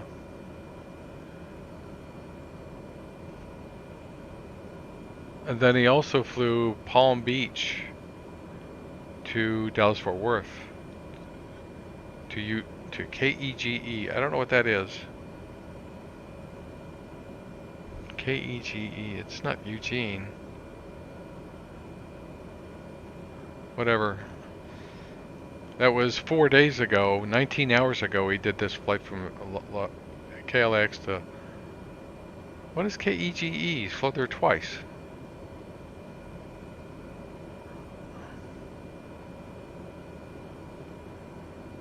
And then he did Miami to Jamaica. So I don't know where he flew where it looked blurry. I mean, it's possible. It just depends on the quality of the ortho. I can imagine it being blurry in Jamaica. But you know, I do 2K streams, so we could do a flight wherever you think, and we could take a look at it to see what it looks like. You know, I'll buckle and do the Sovereign again, since that airplane seems to be in a huge hurry to get somewhere. It really likes to go. Dear Lord, you have to throttle way back. Thing I'll say about it is when I was flying, I was doing like a 60% power climb. I think it was climbing like a bat out of hell at 60% power. Probably didn't have any cargo at all, and but my ITT was through the roof. I was like, why is this like this? What's it doing? You know, 60% power. Thing should have been cool as a cucumber. I was just looking at it. The needles were pegged. Like, I don't know. Thank God they don't do error checking on that kind of stuff right now, because the only thing I could have done was throttle back to 40%.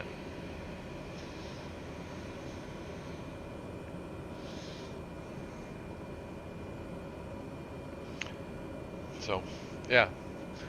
If you could figure out where he was, we could go up and take a look, and I could stream it at 2K. We could see what it looks like.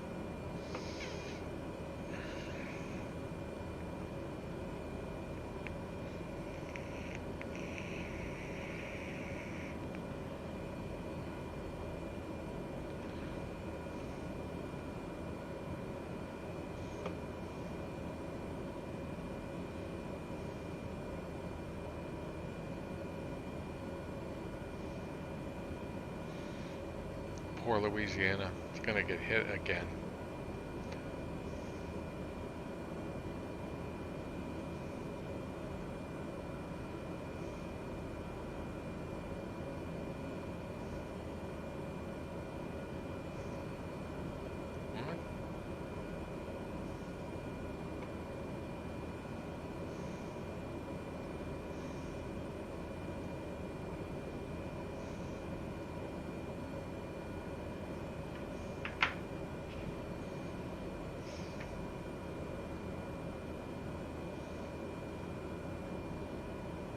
Oh.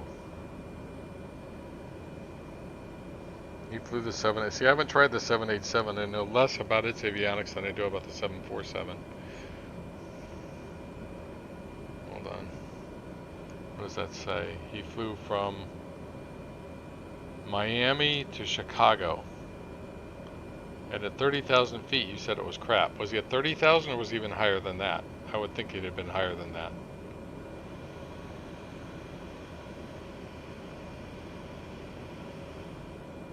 Maybe we should try the 787, huh? I mean, how bad could it be?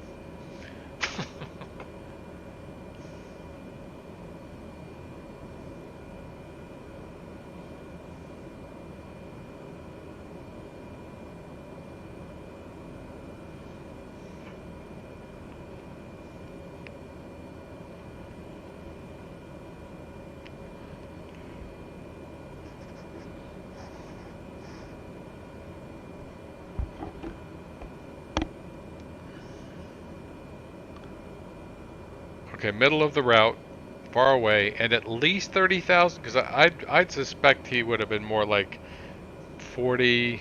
I'll watch the flight to see how high it was, and then we'll do a similar kind of flight. I don't know that I'm going to make it all the way from Miami up to Chicago unless you guys let me take a nap during the flight. I'll sit back in the passenger compartment, and snooze.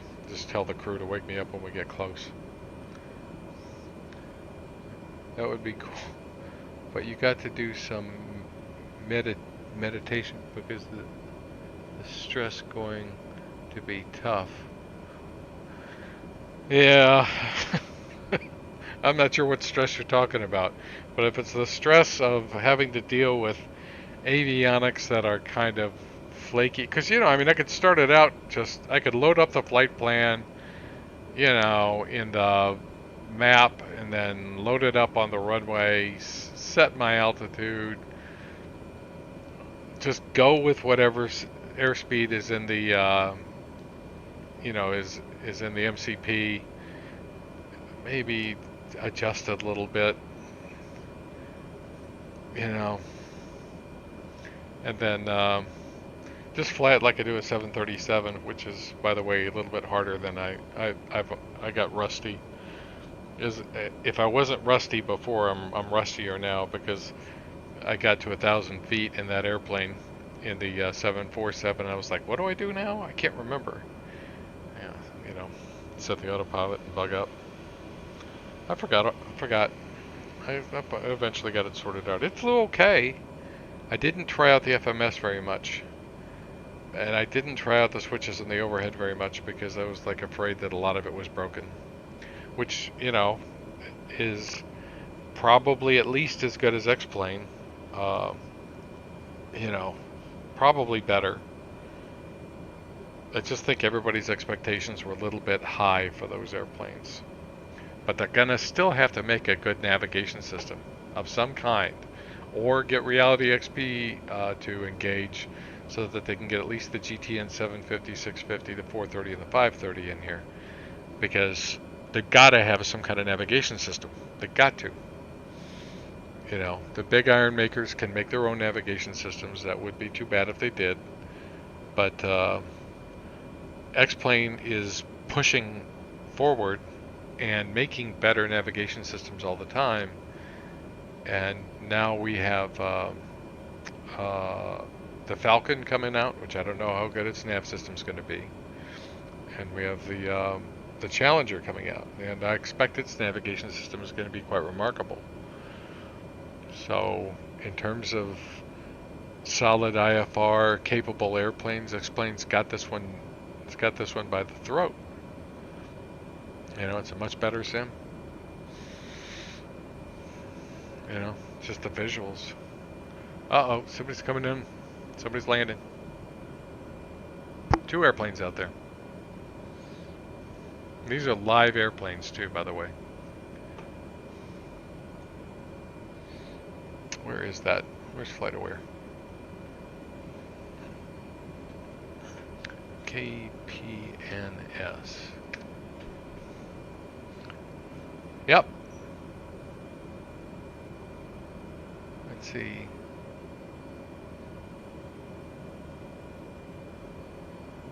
Actually, can't see a whole lot because of rain. But one of these looks like it's a DC-9. It looks like it.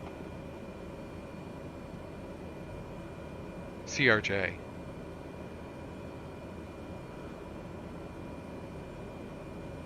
Let's see if he's coming in here.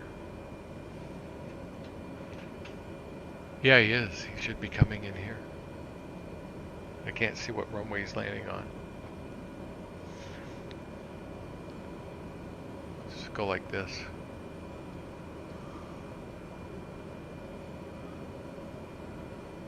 They show 2 airplanes. I only show 1.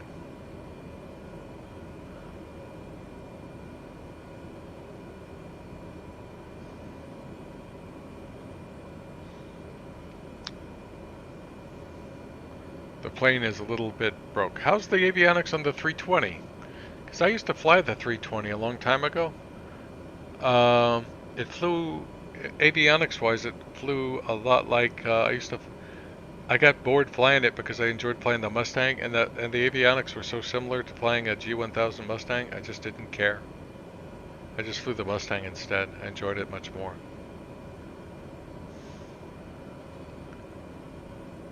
Yeah. I guess that's supposed to be a CRJ. Still.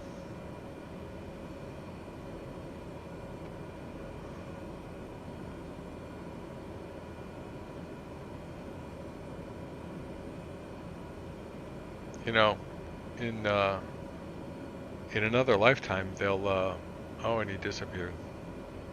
In another lifetime they'll actually put they should put wheels on real airplanes so they don't skid on their bellies.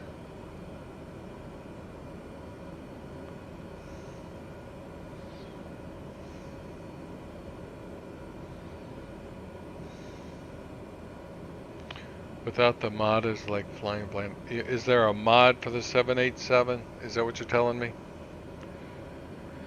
Oh, I saw that there's a mod for the A320.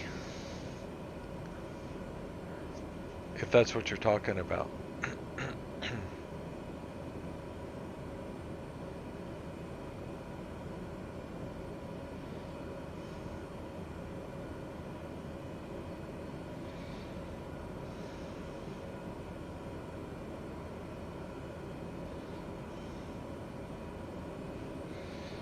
What's the CRJ doing?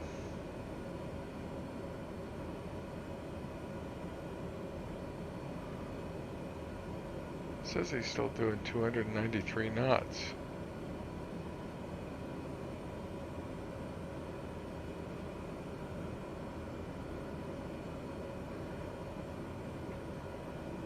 Yeah, the A320, without the mod, it's like flying blind. Is that what you're saying? Okay, so I can see what the CRJ is doing. I am flying live traffic, so unless I'm smoking crack, which, you know.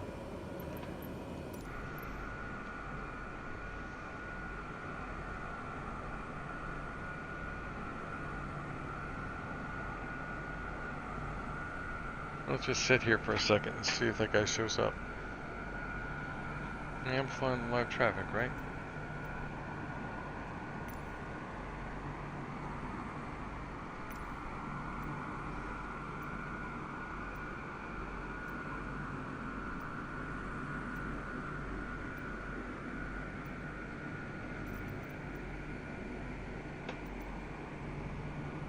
So you can pause up here now.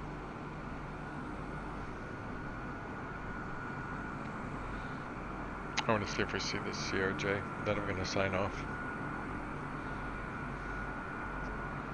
Looks really dark.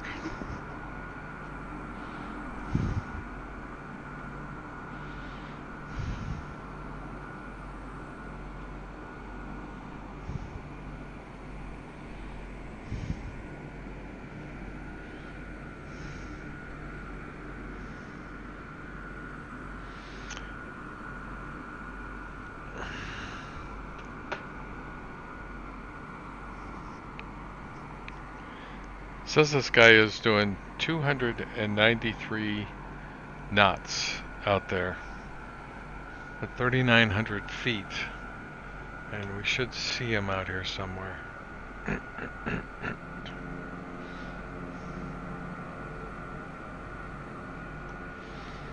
Unless there's like a delay or something.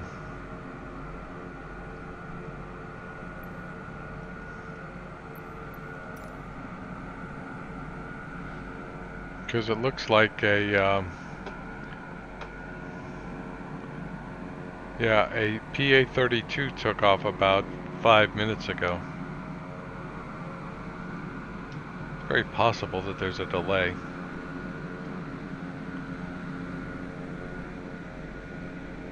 Hear somebody.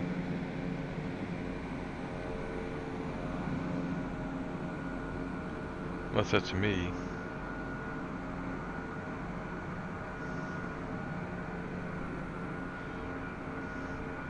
Okay, so there's a guy right there. How do I tell what that is? Isn't there a way to do that?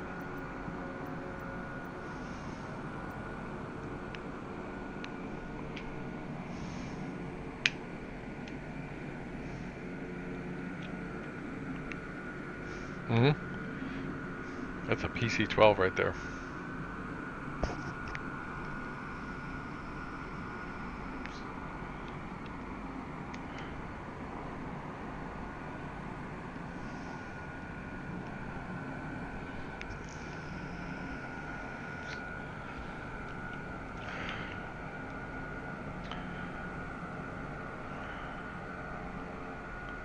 They got two taxiing. They've got this guy, and they've got this guy, and then this guy. And if that's the DC or the CRJ, then he's actually turning final right now, which means there's be a 5-minute delay, roughly. I think there's a way to turn on those labels. Oh, but where are you going?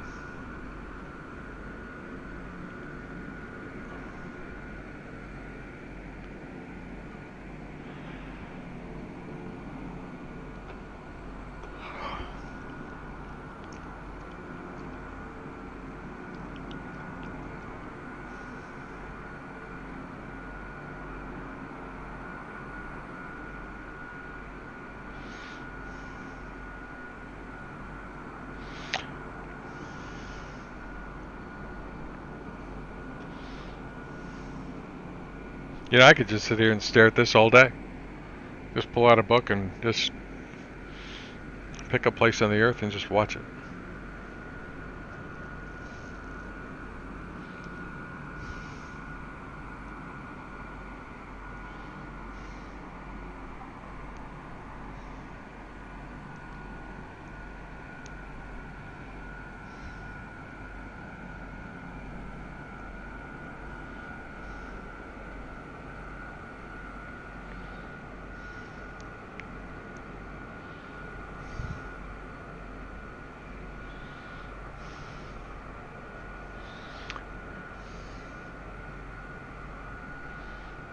What is that?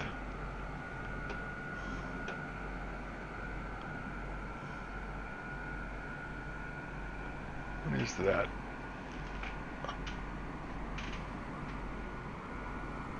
Oh, it's a helicopter. They don't have any helicopters in this sim.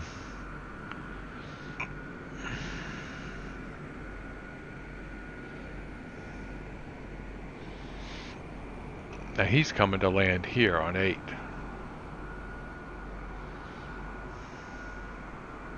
Yeah, he just landed.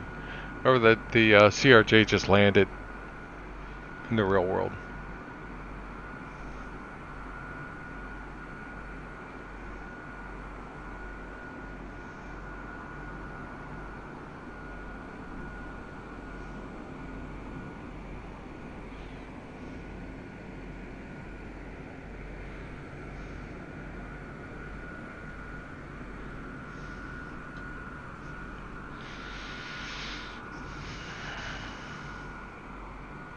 Let's see what this is.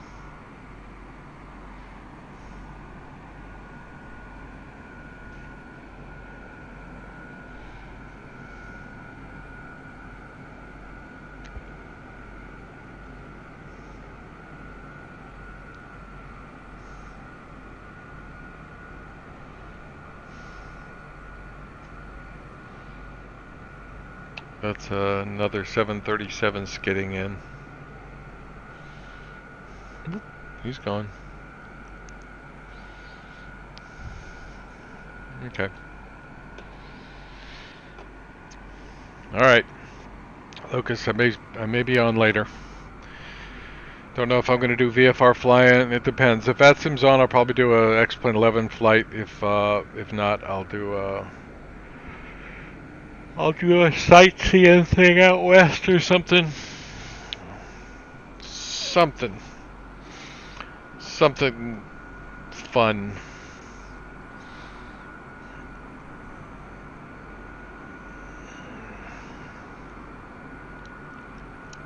Let's see. All right. Yeah, and I don't know. The A320, I think I'll try the 787, even though I like flying the A320 because it's easy. At least if it's working, it's easy. And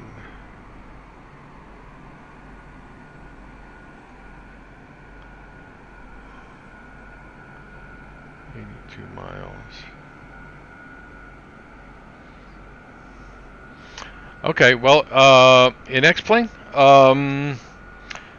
well, hopefully we'll do an X-Plane flight then. We'll, figure out what kind of a route you want to do, and we'll have to figure out where there's going to be some controllers.